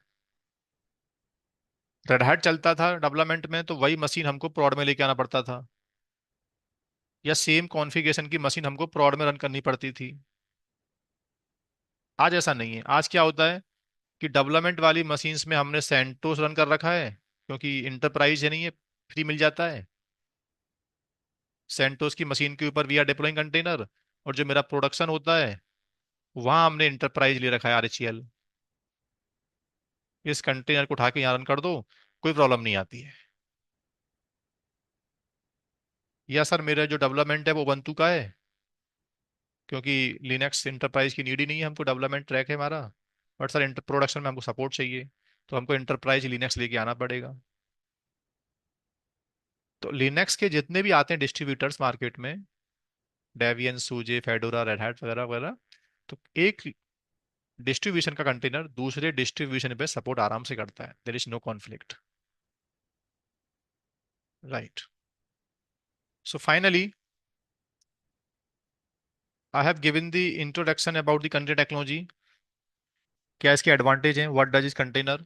ठीक है, दो क्वेश्चन मैंने आपसे पूछे थे, उसका आंसर आप ठीक दे दिया। अब आगे बढ़ने से पहले इसके बाद हम बात करेंगे कंटेनर्स का आर्किटेक्चर, कंटेनर का आर्किटेक्चर, और एक लास्ट में रहेगा रियल टाइम यूज केसेस। कुछ मेरे पास ऐसे यूज केसेस हैं वर्ल्ड के, जैसे ये कंपनी के पास ये प्रॉब्लम आ रही है, तो क्या इसको कंटेनर पे जाना चाहिए कि नहीं जाना चाहिए। तो वहां आपको बताना है थ्योरी के बाद कि हाँ इसको जाना चाहिए कि नहीं जाना चाहिए। ठीक है, so I have some use cases that I will show later. उससे पहले आई will brief container architecture. Architecture में बताऊंगा मैं आप लोगों को कि एक टेक्नोलॉजी में, ये टेक्नोलॉजी जब आया तो हमारे ऑपरेटिंग सिस्टम में क्या क्या नए टर्म्स आ गए। जैसे कंटेनर होस्ट किसको बोलते हैं, कंटेनर क्लाइंट किसको बोलते हैं, कंटेनर्स की इमेज क्या होती हैं, रजिस्ट्री सर्वर्स क्या होते हैं, नेम स्पेस क्या होते हैं, सी ग्रुप क्या होते हैं, कंटेनर्स के रन टाइम कौन कौन से आते हैं मार्केट में, कौन कौन से फ्लेवर्स आते हैं इसके। सो ये पूरी कोर्स की टर्मिनोलॉजी है। कमिंग चैप्टर में इन टॉपिक को लेके पढ़ेंगे फिर हम कोर्स को आगे, जिसको बोलते हैं कंटेनर्स का मेजर की टर्म्स, मेजर आर्किटेक्चर। कहीं भी काम करूंगा वो 10-12 टर्म्स को लेके मुझे बस खेलना पड़ेगा। ठीक है दोस्तों, तो अभी थ्योरी पार्ट में ये फेस बनता थ्योरी पार्ट का, ये मेरी साइड से बैंड अप हो गया। अब मैं आपको माइक एंड म्यूट की राइट दे रहा हूँ। जिसको कोई क्वेरी है माइंड में अभी भी, थ्योरेटिकली आगे के ज़्यादा नहीं पूछना। जो डिस्कस किया है मैंने उसमें कुछ समझ में नहीं आया है, कुछ बात को आप कनेक्ट नहीं कर पा रहे मेरी को, तो डेफिनेटली आप वहाँ से हैंड रेज कर दो। मैं आपका नेम बोलूंगा और देन क्वेश्चंस की बात करेंगे। आप हैंड रेज नहीं कर पा रहे, कोई बात नहीं, आप नॉर्मली अपना माइक अनम्यूट करके बोल सकते हो। Hello. Yes, sir. Pooja here. हाँ पूजा। Sir, so each and every container having like different IP or like it's the same IP as different like IP, main. अगर सेम ही आईपी हो जाएगा तो फिर तो कॉन्फ्लिक्ट आएगा वरना। तो सर आके जैसे आखिर कभी इशू होता है या सर्वर डाउन जाता है हमारा main OS like master if I say hmm. so it will affect all the containers or like it will be up हाँ, कैसा. ये क्वेश्चन बनता है कि सर सपोज करना टेक्नोलॉजी के बहुत ज़्यादा बेनिफिट आप बता दिया आपने अभी तो। अब ये हम्म. मेरा एक लिनक्स का मशीन था, इसमें I have 10 container, whole system has go went down, तो ये पूरा वर्कलोड का क्या होगा, इस पूरे वर्कलोड का क्या होगा। So that is why madam we are going to integrate later. क्या। Orchestration to server that is Kubernetes. Right. Yeah, so okay. Kubernetes provide, that is called reliability. क्या बोलते हैं इसको, Reliability. reliability. Something goes down, so Kubernetes take caring in your absence, active stand by. right? So Kubernetes, what does it schedule all the containers on available node in the cluster. We will configure cluster of machines. हमारे पास क्या रहेंगे, we have lot of node. In that node we are using container technology. One went down, तो पूरा workload यहाँ से evict होगा, terminate होगा, और इट स्टार्ट। अब कौन किस पे कितना कितना जाएगा, वो they are lot of policy for fail over, वो मैं आगे पढ़ाऊंगा। बट आपके आंसर, इस बात का आंसर ये है कि without Kubernetes this is the problem. अभी जो कोर्स पढ़ा रहा हूँ मैं आपको, ये विदाउट क्यूबरनेटी है। इसमें क्या है, सिस्टम डाउन गया तो गया, you have to come in the picture, you have to start system manually, you will fix the problem manually. इसमें कोई एजेंट नहीं है तुम्हारे एब्सेंस में कि काम करे अपने आप। Are you getting. Yeah, yes, sir. हाँ, Okay. सर, यह नोड से मतलब ऐसे पॉड दोस्त से है नहीं, क्या? दोस्त नहीं, ऐसे दोस्त नहीं। आपका जब चांस आएगा तो आप सेम बात दोबारा पूछ सकते हो। Sir, एक and बंदा जब one more बोल रहा है पूरी thing. बात सुनना पड़ेगा। हाँ Yeah, बोलो। and our what will be our roles and responsibility as a this will be this job will be like container हाँ, engineer, like container containers administrator. Administrator की जो रोल रेस्पॉन्सिबिलिटी होती हैं, डेफिनेटली कंटेनर्स की life cycle को manage करना, मतलब containers create करके देना, उसको रीस्टार्ट करने की बात आ गई, डिलीट करने की बात आ गई, उसको नेटवर्क चाहिए, उसको आईपी चाहिए, उसको स्टोरेज चाहिए, उसको basically memory configuration, CP configuration कितना चाहिए। ठीक है, उसकी नई इमेज बिल्ड करना, नई इमेज को पैच करना, उसको एक मशीन से दूसरे सिस्टम में एक्सपोर्ट करना, ये सब काम तुम्हारा। जो आज एक वर्चुअलाइजेशन इंजीनियर एक वीएम की लाइफ में काम करता है, हम्म। क्या, जैसे मैं आपसे पूछूं एक वर्चुअल मशीन इंजीनियर की जॉब क्या थी? या यही सब, लाइक उसको पैच करना, उसमें आई लाइक हाँ, जैसे वीएमवेयर एडमिनिस्ट्रेटर, उसको फाइल सिस्टम वर्चुअलाइजेशन बनाना, एडमिनिस्ट्रेटर जो थे या ना। यस। तो जो एक वर्चुअल मशीन को पूरी लाइफ साइकिल को देख रहा था कि वीएम डाउन क्यों है, रीस्टार्ट करो, नेटवर्क चेंज करो, आईपी चेंज करो, दो आईपी और दो इसके लिए, दो इसकी इमेज की पैचिंग करो, इस सिस्टम को हम्म। माइग्रेट करो, इसको एक्सपोर्ट करो कहीं पे, इसकी क्लोनिंग करो, इसकी रैम बढ़ा दो। तो यू आर कंटेनर एडमिनिस्ट्रेटर। उस कंटेनर लेवल पे जो भी इन terms of network, storage, volume expand, वो सब काम तुम्हारा ही है। इस कोर्स में पढ़ के आ रहे हो आप, यही पढ़ रहे हो पूरे कोर्स के अंदर। ओके। जैसे, ओके सर। एक सेकंड हम्म। बस, चैप्टर बाई चैप्टर आगे क्या पढ़ोगे आप। जैसे पहले क्या पढ़ोगे, लैब सेटअप एंड इंस्टॉलेशंस, हम्म। ठीक है। फिर basic commands about the images और कंटेनर्स। फिर कंटेनर्स का फाइल सिस्टम कैसे काम करता है पूरा। हम्म। जैसे एक लिनक्स इंजीनियर लिनक्स सिस्टम को मैनेज करता है, तो पहले उसको फाइल सिस्टम का मतलब पता होता है। ऐसी ये टेक्नोलॉजी जब आई, तो बैकएंड में ये आइसोलेशन कैसे हो रहा है, कौन कहाँ बन रहा है बैकएंड में, सर ये आईपी कहाँ से मिल रहा है, ठीक है। हम्म। उसके बाद इमेजेस को बिल्ड करना, क्या, इमेजेस को हम्म। बिल्ड करने की हमारे पास कुछ प्रैक्टिस होती है, मैनुअल, डॉकर फाइल्स। फिर क्या पढ़ोगे, दिख रहा है, no I can't see proper. हाँ, अभी अभी दिख रहा, वॉल्यूम सेशंस। या वॉल्यूम्स डॉक्टर। पढ़ोगे, ठीक है। ओके। उसके बाद क्या आएगा फिर। नेटवर्क, फिर नेटवर्किंग नेटवर्किंग। के अंदर कंटेनर टेक्नोलॉजी के ऊपर काफी नेटवर्क होते हैं, bridge network, port forwarding, host network, none network, MAC VLAN, IP VLAN, these are the drivers of networking. Okay. Okay. Hmm. उसके बाद कंपोज, फिर कंटेनर की रजिस्ट्री, प्राइवेट सर्वर पे डिप्लॉय करना, ये बहुत बड़ा कॉन्टेक्स्ट है बेसिकली।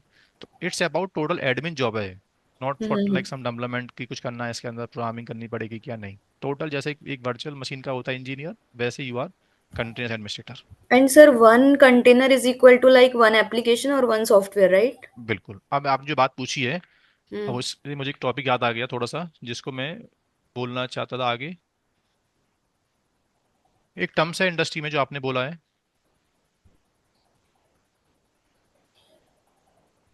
मोनोलिथिक वर्सेस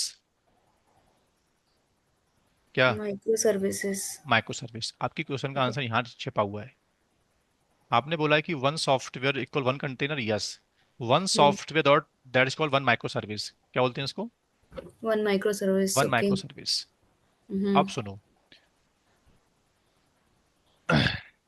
ठीक है, ये मैं अभी I am going to explain, थोड़ा सा एक पहले डाउट सेशन लेता हूँ। अभी आपका आंसर आंसर यस है, yes, one country one software या one micro service, hmm. That's it, ठीक है। Okay sir, yeah thank you. Next अभी, आप बोलो दोस्त, आप कौन बोल रहे थे बीच में, क्या नाम था आपका। हेलो सर, जो आपने नोड बोला था, नोड क्या है, हम पोर्ट से रिलेटेड है?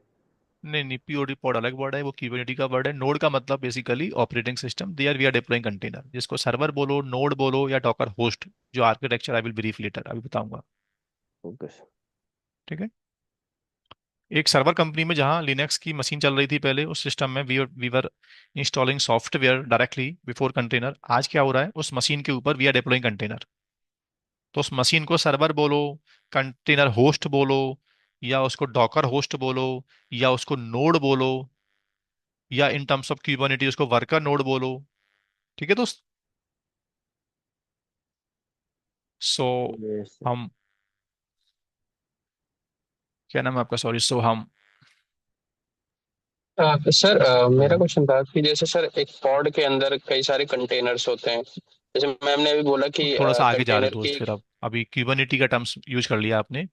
अभी जिस चीज को वी आर कॉलिंग कंटेनर, आगे चल के in terms of Kubernetes architecture it become pod, okay okay ठीक है। ओके। तो वो मैं अभी ब्रीफ कर दूंगा, लेकिन वो बहुत, हम लोग अभी 6 वीकेंड के बाद की बात कर रहे हैं, 4 वीकेंड। जो आप ओके बोल रहे हो ना, आप पहुंच गए कहाँ, आप यहाँ पहुंच गए देखो, ठीक है दोस्त। Okay okay sir. तो होपफुली आपको एक्सपीरियंस है टेक्नोलॉजी का पहले से, तो आप अलग डाउट सेशन में आके मेरे से पूछ सकते हो, बट अभी ना बहुत कुछ मुझे 4 वीकेंड के बाद वो टर्म्स यूज करना है, आज नहीं करना यूज, वरना ये लोग कल से ज्वाइन नहीं कर पाएंगे सेशन फिर। अच्छा अच्छा। हाँ अभी नेक्स्ट कौन है? सो हम, आपकी माइक अभी अनम्यूट है, आपकी वॉइस नहीं आ रही लेकिन। हाँ सर। आ रही है। अभी आ रही है। हाँ सर, अभी जो मेरा क्वेश्चन है सर, जैसे हमारा होस्ट मशीन रहता है, होस्ट मशीन पे हम मल्टीपल कंटेनर क्रिएट कर सकते हैं, right, on one host machine. Hmm. तो ये single I host IP container को जाएगा क्या, होस्ट मशीन को जाएगा IP? So we have lot of drivers, depend करता है कि मुझे मेरे कंटेनर्स को होस्ट नेटवर्क से मैप करना है, कि मुझे उसको अलग ब्रिज नेटवर्क देना है अपना सेपरेट, या मुझे मैक वीलन देना है। So it depend your client demand. Okay. We have lot of choice. Container को we can delegate separate IP address, we can give same IP address of Docker machine. Are you getting? Yeah. We can map our container to our switch as well. We can provide different MAC address. We can provide same MAC address. तो depend करेगा, we have lot of drivers, तो driver को समझाऊंगा then you will understand कि अच्छा आपने ये बोलना चाहिए। अच्छा। ठीक है। अभी लेकिन इन टर्म्स ऑफ, मैं बिगनर हूं सर, एक सिंगल लाइन में क्या बोलोगे आप? So by default all container they get separate IP address. ठीक है। Okay okay, yes sir. Ashish. Sir मैंने कल का क्लास नहीं अटेंड किया था, डेमो तो उसमें लाइक अभी अपन सीके से अगर रिलेटेड अगर मैं पूछूं कि सर्टिफिकेशन में कैसे हेल्प होगा, और अगर मेरे प्रोजेक्ट में अगर ऑलरेडी दे हाँ, आर ऑल इम्प्लीमेंटेड ऑल है। We are here for CK training पहली तो, but CK, that is called Kubernetes Administrator Course, but Kubernetes is an orchestration जो हमारे कंटेनर टेक्नोलॉजी को इम्प्रूव करता है। तो first of all in 24 hour starting, 24 से 30 घंटे में, first of all we are learning कि एक कंटेनर टेक्नोलॉजी पहले मार्केट में कैसे आया। ठीक है दोस्त। फिर उस ठीक। टेक्नोलॉजी को आगे चल के we will manage from Kubernetes server, that is called CK training जो आप बोल रहे हो। अब बोलो उसके बाद क्या क्वेश्चन है आपका? हाँ, और ऑलरेडी मेरे प्रोजेक्ट में जैसे अगर काफ़ी सारे 3-4 बंदे जो ऑलरेडी काम कर रहे हैं, so after this course like am I able to like उनके लेवल पे आ पाऊंगा, राइट कि एक वो बार जो कल का अंडर। रिकॉर्डिंग वॉच कर लेना, मैं पूरा ठीक डेप्थ है। लेवल पे सब बातें कमिट कर चुका हूँ कल के सेशन में। ठीक है। उनका लेवल, आपका लेवल, सब उसमें ब्रीफ है प्रॉपर टोटल। ठीक है। कि ट्रेनिंग के बाद कितना एक्सपीरियंस आपको हो जाएगा, कैसे कैसे बातें सब बता चुका। ठीक है। और आज के इसका एक अभी क्वेश्चन गूगल था। ड्राइव का मैं लिंक भेजूंगा, तो उसमें कल जी। का रिकॉर्डिंग होगा, आज का रिकॉर्डिंग होगा, उसको वॉच कर लेना। अभी क्या ठीक पूछना पूछूंगा टेक्निकल। ठीक है। अभी आज के सेशन में जो आपने बताया था कि जो हार्डवेयर पे कर्नल है, कर्नल डायरेक्ट एचटीटीपीडी और जो माई सीक्वल को ऐड करते हैं, और एक दूसरा सिनारी अपना बताया था हार्डवेयर हाइपर भी कर्नल और सॉफ्टवेयर उसको शेयर करता है। तो उन दोनों में मतलब क्या बेसिक डिफरेंस है? देखो, आईटी कंपनी फिजिकल सर्वर के अंदर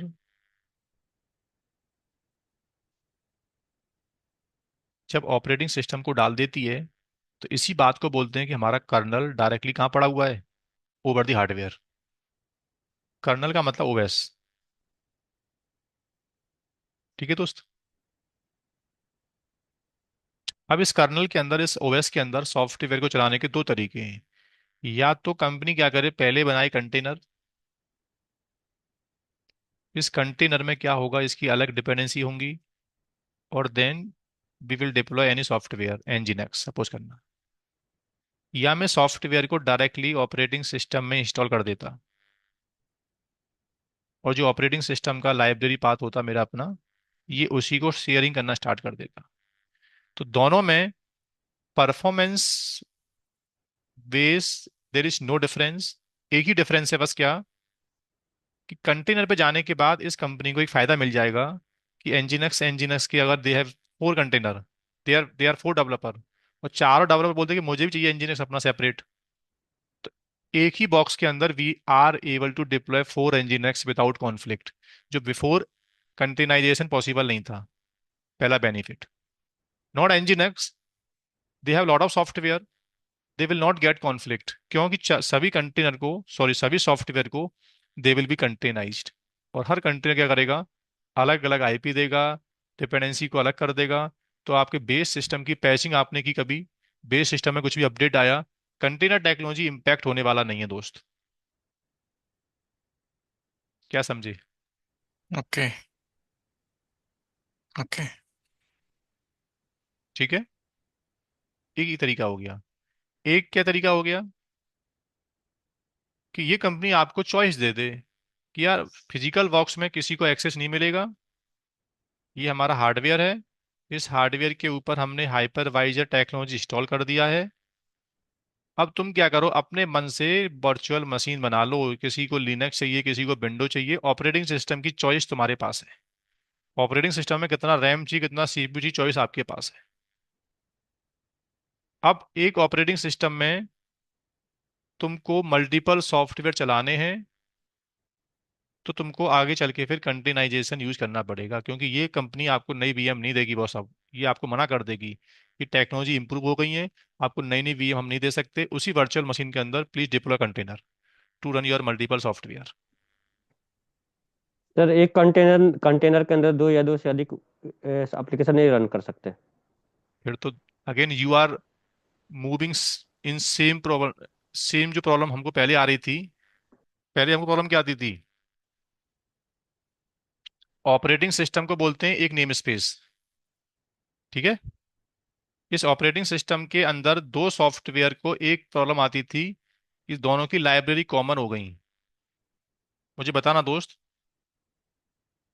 एक फ्लोर पे आप बैठे हो, सपोज करना ये एक रूम है, ठीक है। इस रूम में दो गेस्ट आए हुए हैं और इसमें ये टीवी है। ये गेस्ट ने बोला कि मुझे मैच देखना है, इसको मूवी देखना है। क्या पॉसिबल है क्या? नहीं है पॉसिबल। अब तुमने क्या बोला अगेन, कि मैं एक लिख कंटेनर के अंदर सर दो सॉफ्टवेयर चलाऊंगा, तो चलेंगे कब तक? जब तक ये दोनों गेस्ट या तो एक ही बात पर राजी हो जाएं, इनकी डिपेंडेंसी अलग अलग नहीं हो। इसलिए one container equal one software. समझे बॉस क्या बोला मैंने?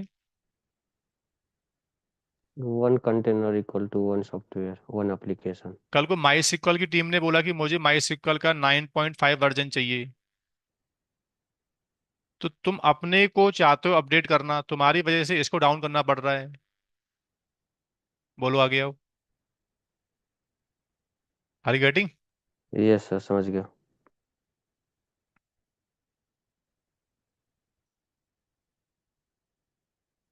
इसी को बोलते हैं माइक्रो सर्विस आर्किटेक्चर। आज हर माइक्रो सर्विसेज को हमने अलग अलग कंटेनर में स्पिन कर दिया।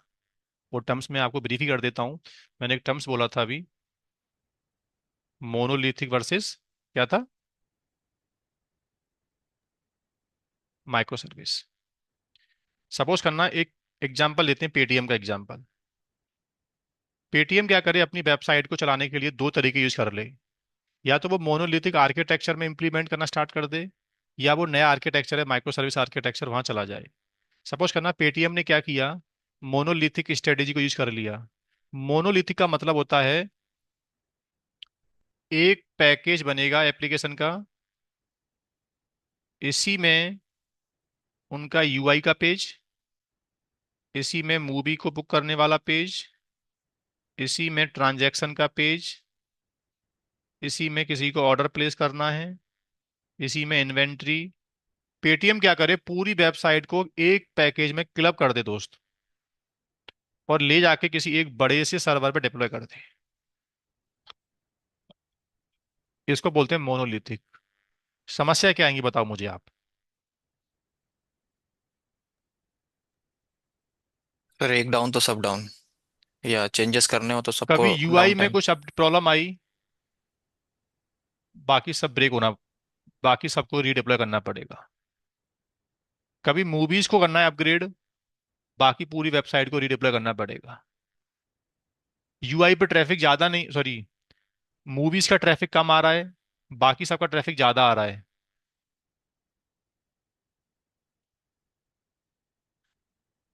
सिर्फ मूवीज के लिए मुझे सर्वर स्केल करने थे, लेकिन मैं इंडिविजुअल स्केल नहीं कर सकता। सभी पूरी वेबसाइट के लिए मुझे स्केलिंग करनी पड़ेगी, एक किसी फेस को मैं स्केल नहीं कर सकता।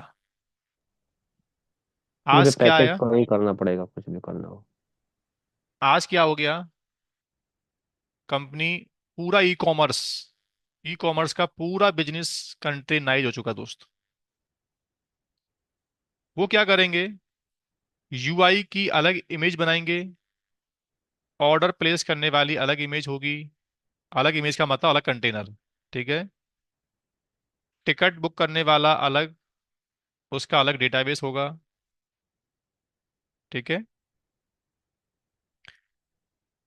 और ले जाके रन कर देंगे। सपोज करना एक कैटालॉग का भी है उनके पास अपना, किसी को कैटालॉग सर्च करना है, सर्च कर लो यहाँ से। ऑर्डर प्लेस करना है, ऑर्डर प्लेस कर दो।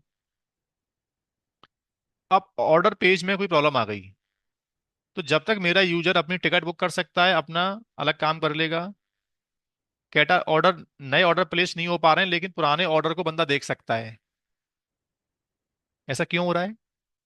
क्योंकि you have split your features as a module. तुमने पूरी वेबसाइट को एज अ मॉड्यूलर फॉर्म, क्या बोला मैंने? मॉड्यूलर फॉर्म बोल दिया। छोटे छोटे मॉड्यूल में मैंने अपनी वेबसाइट को ब्रेक कर दिया।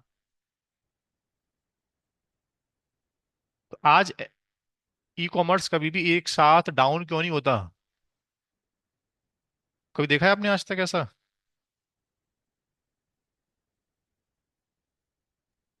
क्योंकि जब मल्टीपल सर्वर होते हैं वहां पर, जैसे ही कोई एक सर्वर डाउन होता है दूसरा सर्वर हैंड ओवर ले लेता है। नहीं, मैं ये कह रहा हूँ कभी ऐसा होता है कि पूरी वेबसाइट एक साथ डाउन हो जाती है। हाँ, कभी टिकट बुक नहीं हो पा रहे हो सकते हैं, कभी रेलवे टिकट नहीं काम कर रहा होगा, तो बाकी टिकट काम कर रहे होंगे एक्चुअल में। क्यों? क्योंकि उनका पूरा मॉडल एक सिंगल पैकेज में नहीं है। They have split into the small small packages, और हर पैकेज को अलग अलग कंटेनर में डिप्लॉय कर रखा है। हर पैकेज के लिए एक वीएम एंगेज नहीं किया उन्होंने। अगर एक पैकेज को एक वीएम देंगे तो फिर तो इंफ्रास्ट्रक्चर बहुत बड़ा हो जाएगा। What they are following practice, कि अंडरलाइन एक काम कर लेते हैं, बड़े बड़े 4 बॉक्स ले लेते हैं, क्लस्टर में 4 बॉक्स ले लेते हैं, ठीक है। 4 बॉक्स क्यों ले लिए मैंने? कभी एक डाउन गया तो 3 बॉक्स रहेंगे, दो डाउन गए तो 2 बॉक्स हमारे पास हैं, वैसे हमने प्लानिंग कर ली। और हर बॉक्स के अंदर हमने कम से कम 50 container, 50 micro service, 40 container, 40 containers, 40 container. पूरे अमेजन की करीब करीब 200 सर्विस थी। अमेजन पूरे वर्ल्ड को अपनी वेबसाइट में 200 फीचर देता है, ऐसा मान लो। तो हमने 200 फीचर्स को अलग अलग कंट्री में ब्रेक कर दिया। एक ड्रॉबैक तो आया, ऐसी बात नहीं है कि सर मैनेजमेंट तो बहुत ज्यादा बढ़ गया होगा ना। 200 माइक्रो सर्विस को स्प्लिट करके रखना, सभी की इमेजेस को रिटेन करना, ठीक है, वो हमारा काम तो बढ़ गया। फिर इन सबकी आपस में कनेक्टिविटी करना, ये तो काम बढ़ा है, मैंने देखा है। लेकिन वो काम से हम सेटिस्फाई हैं, बट जो हमको बेनिफिट मिले, हमारा बिजनेस लॉस नहीं है एक्चुअल में, हमारा एट द एंड हम उस काम को टॉलरेट कर सकते हैं। बट बिजनेस का जो डाउन टाइम है उसको टॉलरेट नहीं कर सकते हम लोग। तो उस मैनेजमेंट को वी कैन टॉलरेट, हम वहां हम लोग सेटिस्फाई हैं। बट हमको जो मेन फायदा मिल रहा है ना, easy to upgrade, easy to deploy. हाँ दोस्तों, एक फेस को करना है अपडेट तो बाकी फेस को इम्पैक्ट नहीं करेंगे, एक फेस में प्रॉब्लम आएगी तो बाकी इम्पैक्ट नहीं होगा। ये सब इसके कैरेक्टरिस्टिक्स जो हैं, ये हमारे लिए बेटर हैं, ठीक है। तो कंटेनर टेक्नोलॉजी का मतलब हो गया माइक्रो सर्विस आर्किटेक्चर। और कंटेनर से पहले जो हम टर्म्स यूज करते थे, that is called monolithic architecture. ठीक है दोस्तों, आंसर मिला आपको मेरी बात का ना? माइक्रो सर्विस वर्सेस क्या मोनोलिथिक में क्या डिफरेंस होता है? Yes, sir. ठीक है, थैंक यू। अब आपने जो क्वेश्चन पूछना है, क्या नाम का, EKMJA, आपका नाम क्या दोस्त? सर अकरम। बोलो।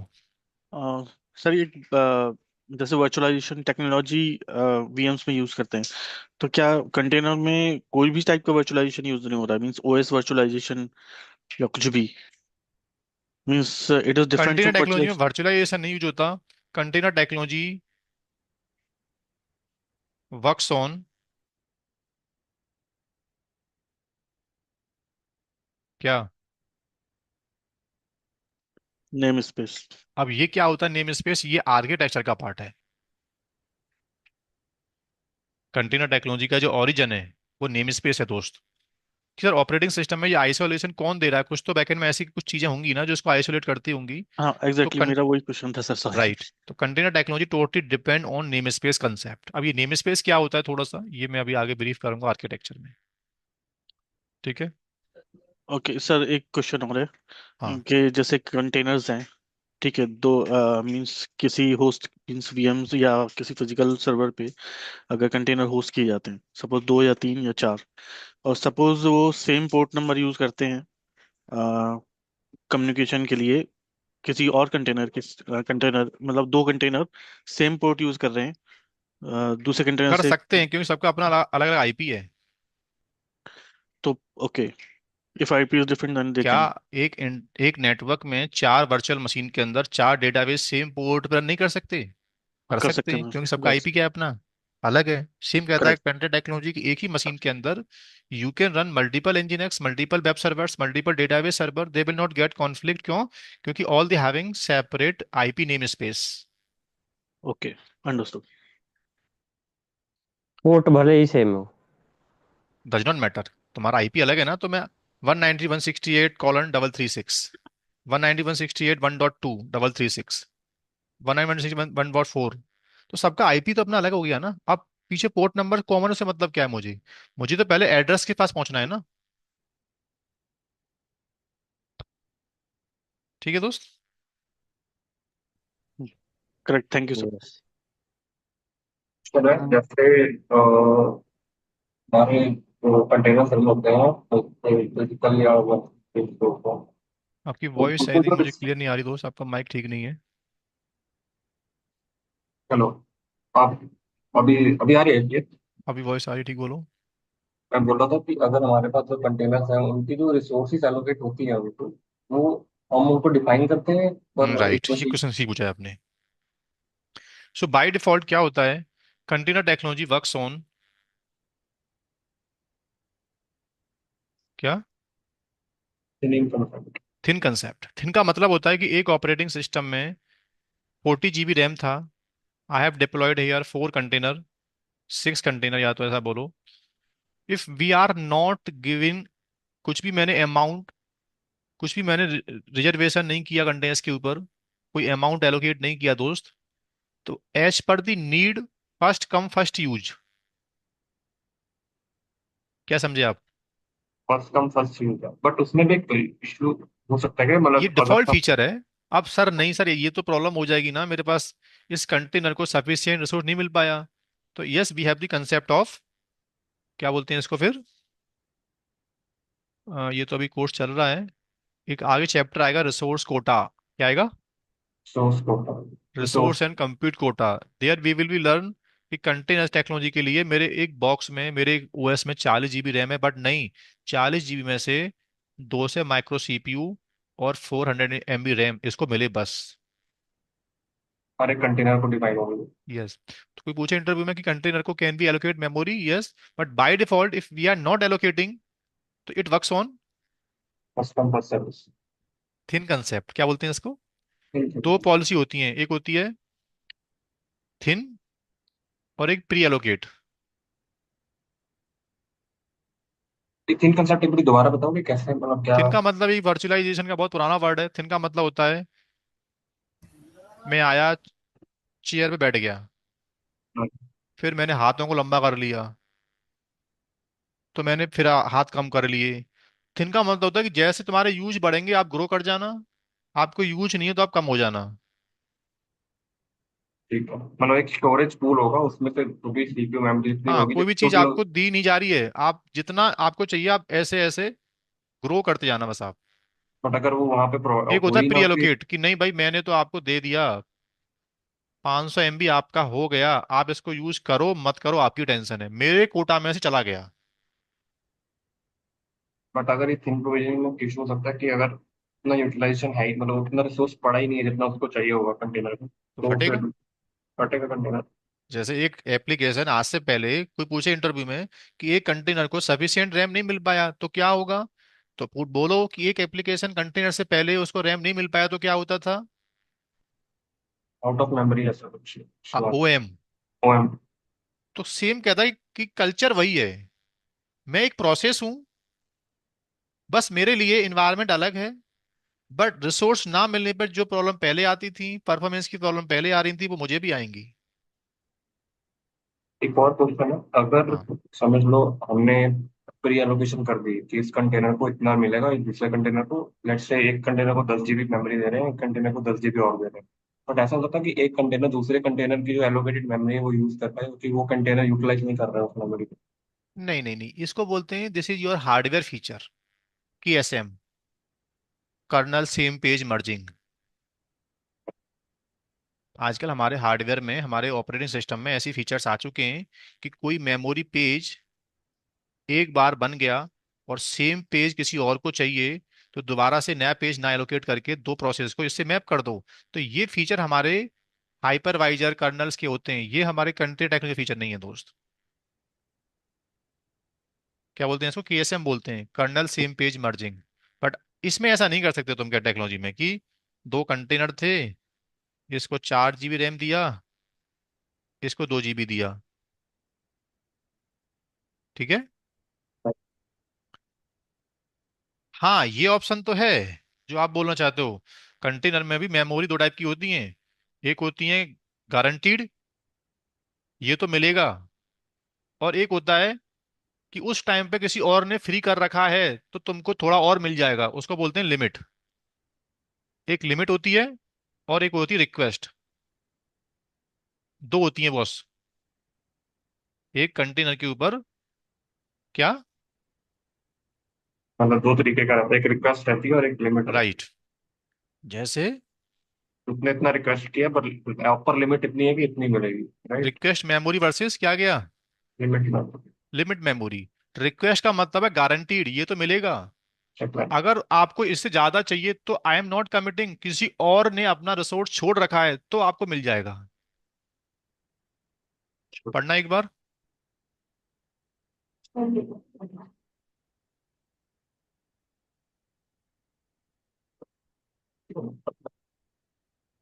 समझ में आया?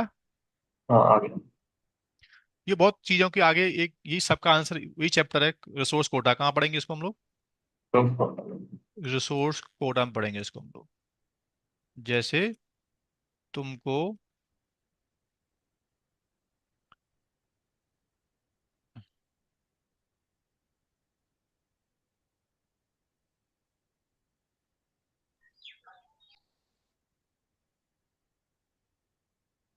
प्रेफरेबल भी क्या रहता है, मतलब थिन थिन प्रोविजनिंग के नहीं साथ नहीं रहना नहीं नहीं चाहिए नहीं, या बाउंड्री बाउंड्री देख चलते हैं, वरना तो प्रॉब्लम कौन आएगी। सा जैसे इस कंटेनर की लिमिट कितनी है, 800 800 है, और रिक्वेस्ट कितनी है, 600। यानी 600 MB तो उस बॉक्स में से आपको मिलना ही मिलना है, गारंटीड है। और 800 क्या है, आपको 200 और मिल जाएगा। ये पट कब मिलेगा, जब बाकी रिक्वेस्टर ने अपना एक्चुअल अमाउंट यूज नहीं कर रखा तो। तो ये मैनेज कौन करता है ये चीज, ये 200 यूज हुआ हुआ है कि नहीं हुआ? अब मैनेज कौन करता है, वो आंसर मैं अभी दे दूं आपको, वैसे तो अच्छा कमिंग हाँ, का है। वो क्यूबरनेटिस के वो पार्ट करता है। है सी ग्रुप। कौन करता है? ठीक है। C group. तो ये सब आर्किटेक्चर का पार्ट है, कल से यही पढ़ना। आज क्या ना सेट में सोच रहा हूँ, आज का ऑफिशियली ऑफ था, मैंने आज ये क्लास आपको दे दिया थोड़ा माइंड सेट करने के लिए। अब मैं सोच रहा हूँ आराम से आप कमिंग क्लासेस हम क्या करेंगे, अब सैटरडे से मैं आपकी क्लास करूँ कंटिन्यू प्रॉपर। आज मैंने बस कंटेनर टेक्नोलॉजी का जो एक टच होता है ना, हाँ दोस्त, वो देके छोड़ दिया है, ठीक है। अगली बार से आपकी क्लास 3 से 6 चला करेगी, 3 to 6 का सेशन रहेगा आपका, 3 घंटे का। ओके। और 3 घंटे में थ्योरेटिकल प्लस प्रैक्टिकल क्यूज सेशन, इस तरह से मेरा एक बैच चलता है हमेशा। तो टेक्निकली आज का बैच मैं क्लोज कर रहा हूँ, आज से मैंने 2 घंटे का आपको बैच दिया है। आज का ऑफिशियली ऑफ था, बट फिर भी 2 आवर्स हमने माइंड अप कर लिया है। अब जिसके क्वेश्चंस हैं वो अभी भी पूछ लो, बाकी जिसको निकलना है जा सकता है। आज कुछ इसके बाद हम पढ़ेंगे नहीं। सैटरडे मिलेंगे हम लोग अब 3 बजे। और आज की रिकॉर्डिंग, कल की रिकॉर्डिंग का मैं आपको एक लिंक भेज रहा हूँ गूगल ड्राइव से, वहां से आप डाउनलोडिंग कर लेना। कल आपको ऑल द टीम एक मेल करेगी पोर्टल एक्सेस का, सभी क्लासेस की रिकॉर्डिंग वहां से मिल जाएंगी आपको। हेलो। Hello sir. हाँ दोस्त, आप बोलो। हाँ सर, मैं प्रवीण बोल रहा हूँ। सर ये लिंक सर मेल पे आएगा ना सर? व्हाट्सएप ग्रुप में आपको अलर्ट आ जाएगा कि आपको यूजर नेम पासवर्ड मेल पे भेज दिया गया, आप चेक कर लो, सबको मेल पे आएगा। और एक बार सर, ये जो कंसेप्ट है ना, और एक बार रिपीट करो ना, थीम कंसेप्ट और प्री लोकेट। इतना मुझे लगता नहीं अभी इन चीज़ों पे आपको फंसना है, क्योंकि सब ट्रेनिंग का ही पार्ट है प्रैक्टिकल। अच्छा। मतलब इतना आपको डरना नहीं है, मैं कहीं जाने वाला नहीं हूँ, और आपको बस थोड़ा सिलेबस के रेस्पेक्ट चलना होगा। ठीक है। अब तो रैंडम आपको ऐसी आंसर दे रहा हूँ, बट ट्रेनिंग में सब पढ़ना है आप लोग। अच्छा सर मेरा एक क्वेश्चन है। हेलो। हाँ। सर आपने ओएस वर्चुअलाइजेशन का जो नोट पॉइंट्स लिखे थे ना, उसमें पॉइंट नंबर 3 और 4 ऊपर। यस। थर्ड नंबर और फोर्थ नंबर पॉइंट्स। जस्ट मुझे ये जानना है, सिंस ये हम्म। कंटेनर बहुत लाइट वेट होता है, बट होता वो क्या है? अगर कुछ 1 मिनट सर, कुछ फाइल सिस्टम उसके खुद के होते हैं, कुछ वो बेस ऑपरेटिंग सिस्टम से लेता है, तो क्या वो मतलब वो कौन कौन से फाइल सिस्टम है जो उसके पास खुद के रहते हैं और कौन कौन से ऐसे हैं जो वो ऑपरेटिंग सिस्टम से लेता है? राइट। पहली चीज तो, ये क्वेश्चंस भाई आप लोगों को थोड़ा बाउंस कर सकता है, तो आप जो बिगिनर्स हैं वो ये इसको भी समझना नहीं है, आप लोग प्रैक्टिकल समझ पाओगे। मैं भाई को आंसर 1 to 1 दे रहा हूँ अभी आपके लिए या बस। आई थॉट कि ये मुझे लगा कि पूछना चाहिए, इसलिए मैंने पूछा। आई एम नहीं कोई सॉरी नहीं, कि मैं आपको अगर ये 1 to 1 बाउंस इसका कर आंसर रहा है दे तो। देता हूँ, बाकी ये सब चीज़ें थोड़े से यस इनको बाउंस करेंगी अभी, क्योंकि दो यस तीन यस क्लास के बाद का जो फाइल सिस्टम चैप्टर आएगा ना, यस। ये फाइल सिस्टम में इसको मैं ब्रीफ करता प्रॉपर, ये यहाँ का है ओके वैसे बेसिकली ना। Okay okay okay okay. ठीक है। But I try to give the answer. सबसे पहले दोस्त, अभी लोगों को के माइंड में क्या इंटेलिजेंसी अंडरस्टैंडिंग है कि कंटेनर्स की इमेज में ऑपरेटिंग सिस्टम होता है कि नहीं होता, पहले तो इस बात को लेके फाइट है। हम्म। तो तुम्हारी क्या सोच है ये बताओ पहले। सर आई मीन कुछ कंटेंट तो होंगे ही ओएस के। राइट। कंटेनर्स की इमेज में 100% ऑपरेटिंग नहीं सिस्टम होता, का but if hundred you percent consider. Environment नहीं होता। नहीं होता, 30-40% माइनर तो रहते ब्लूप्रिंट हैं। होते यस हैं। यस। क्या होते हैं? ऑपरेटिंग सिस्टम के माइनर ब्लूप्रिंट होते हैं। जैसे एक कंटेनर में लॉगिन करूंगा तो वहां पे सीपी कमांड चल रहा होगा, वहाँ करेक्ट। एलएस कमांड चलता होगा। तो यस। क्वेश्चन आता माइंड में कि कंटेनर्स की इमेज में एलएस कमांड कहाँ से आ गया? ये तो हमारे ओएस का कमांड है। Hmm. Are you getting my word? Yes yes.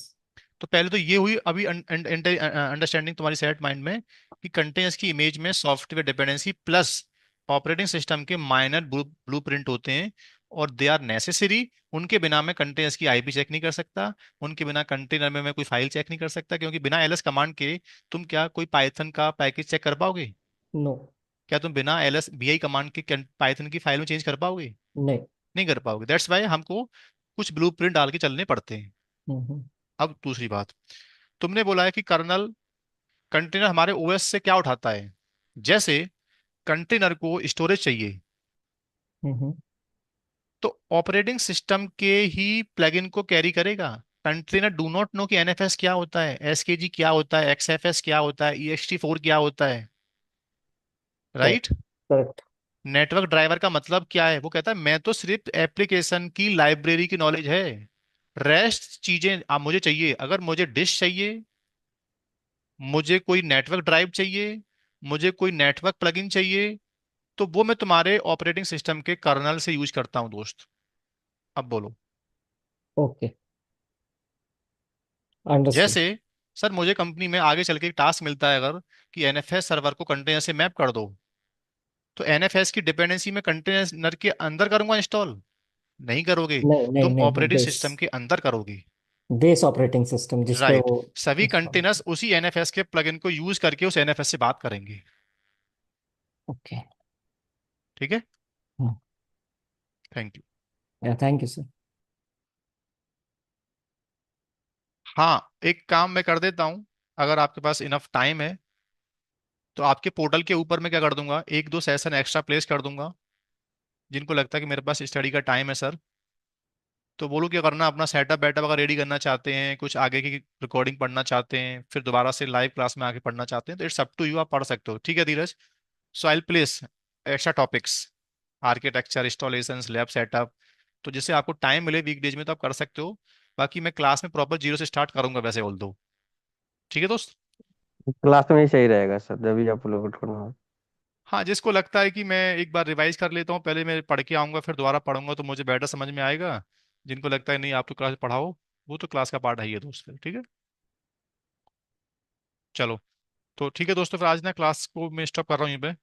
Saturday मिलते हैं हम लोग। व्हाट्सएप ग्रुप की चैट में मंडे ऑन करवा, टीम से बोल के ऑन करवा दूंगा। तो मंडे से आपको कुछ क्वेरी आती है अगर कि मुझे सर आपको अलग से मिलना है वीक डेज में, अभी कुछ मेरे माइंड में चल रहा है, कुछ पूछना है, तो आई ट्राई कि एक सेशन में इस वीक डेज में आपको सेपरेटली दे दूंगा एज एट आउट सेशन। ठीक है। Okay sir. बाकी फिर अगले वीकेंड से जब प्रैक्टिकल कंटेंट हमारे पास इकट्ठा हो जाएगा, तो फिर डाउट सेशंस हमेशा रहेंगे वीकेंड वीकडेज के अंदर भी। नया तो नहीं रहेगा उसमें, केवल डाउट ही रहेगा ना? नहीं नहीं, सिर्फ डाउट सेशन रहेगा। और तो वो कुछ किसी ऑप्शनल को होगा या पूछना है, करना मैंडेटरी है होगा? तो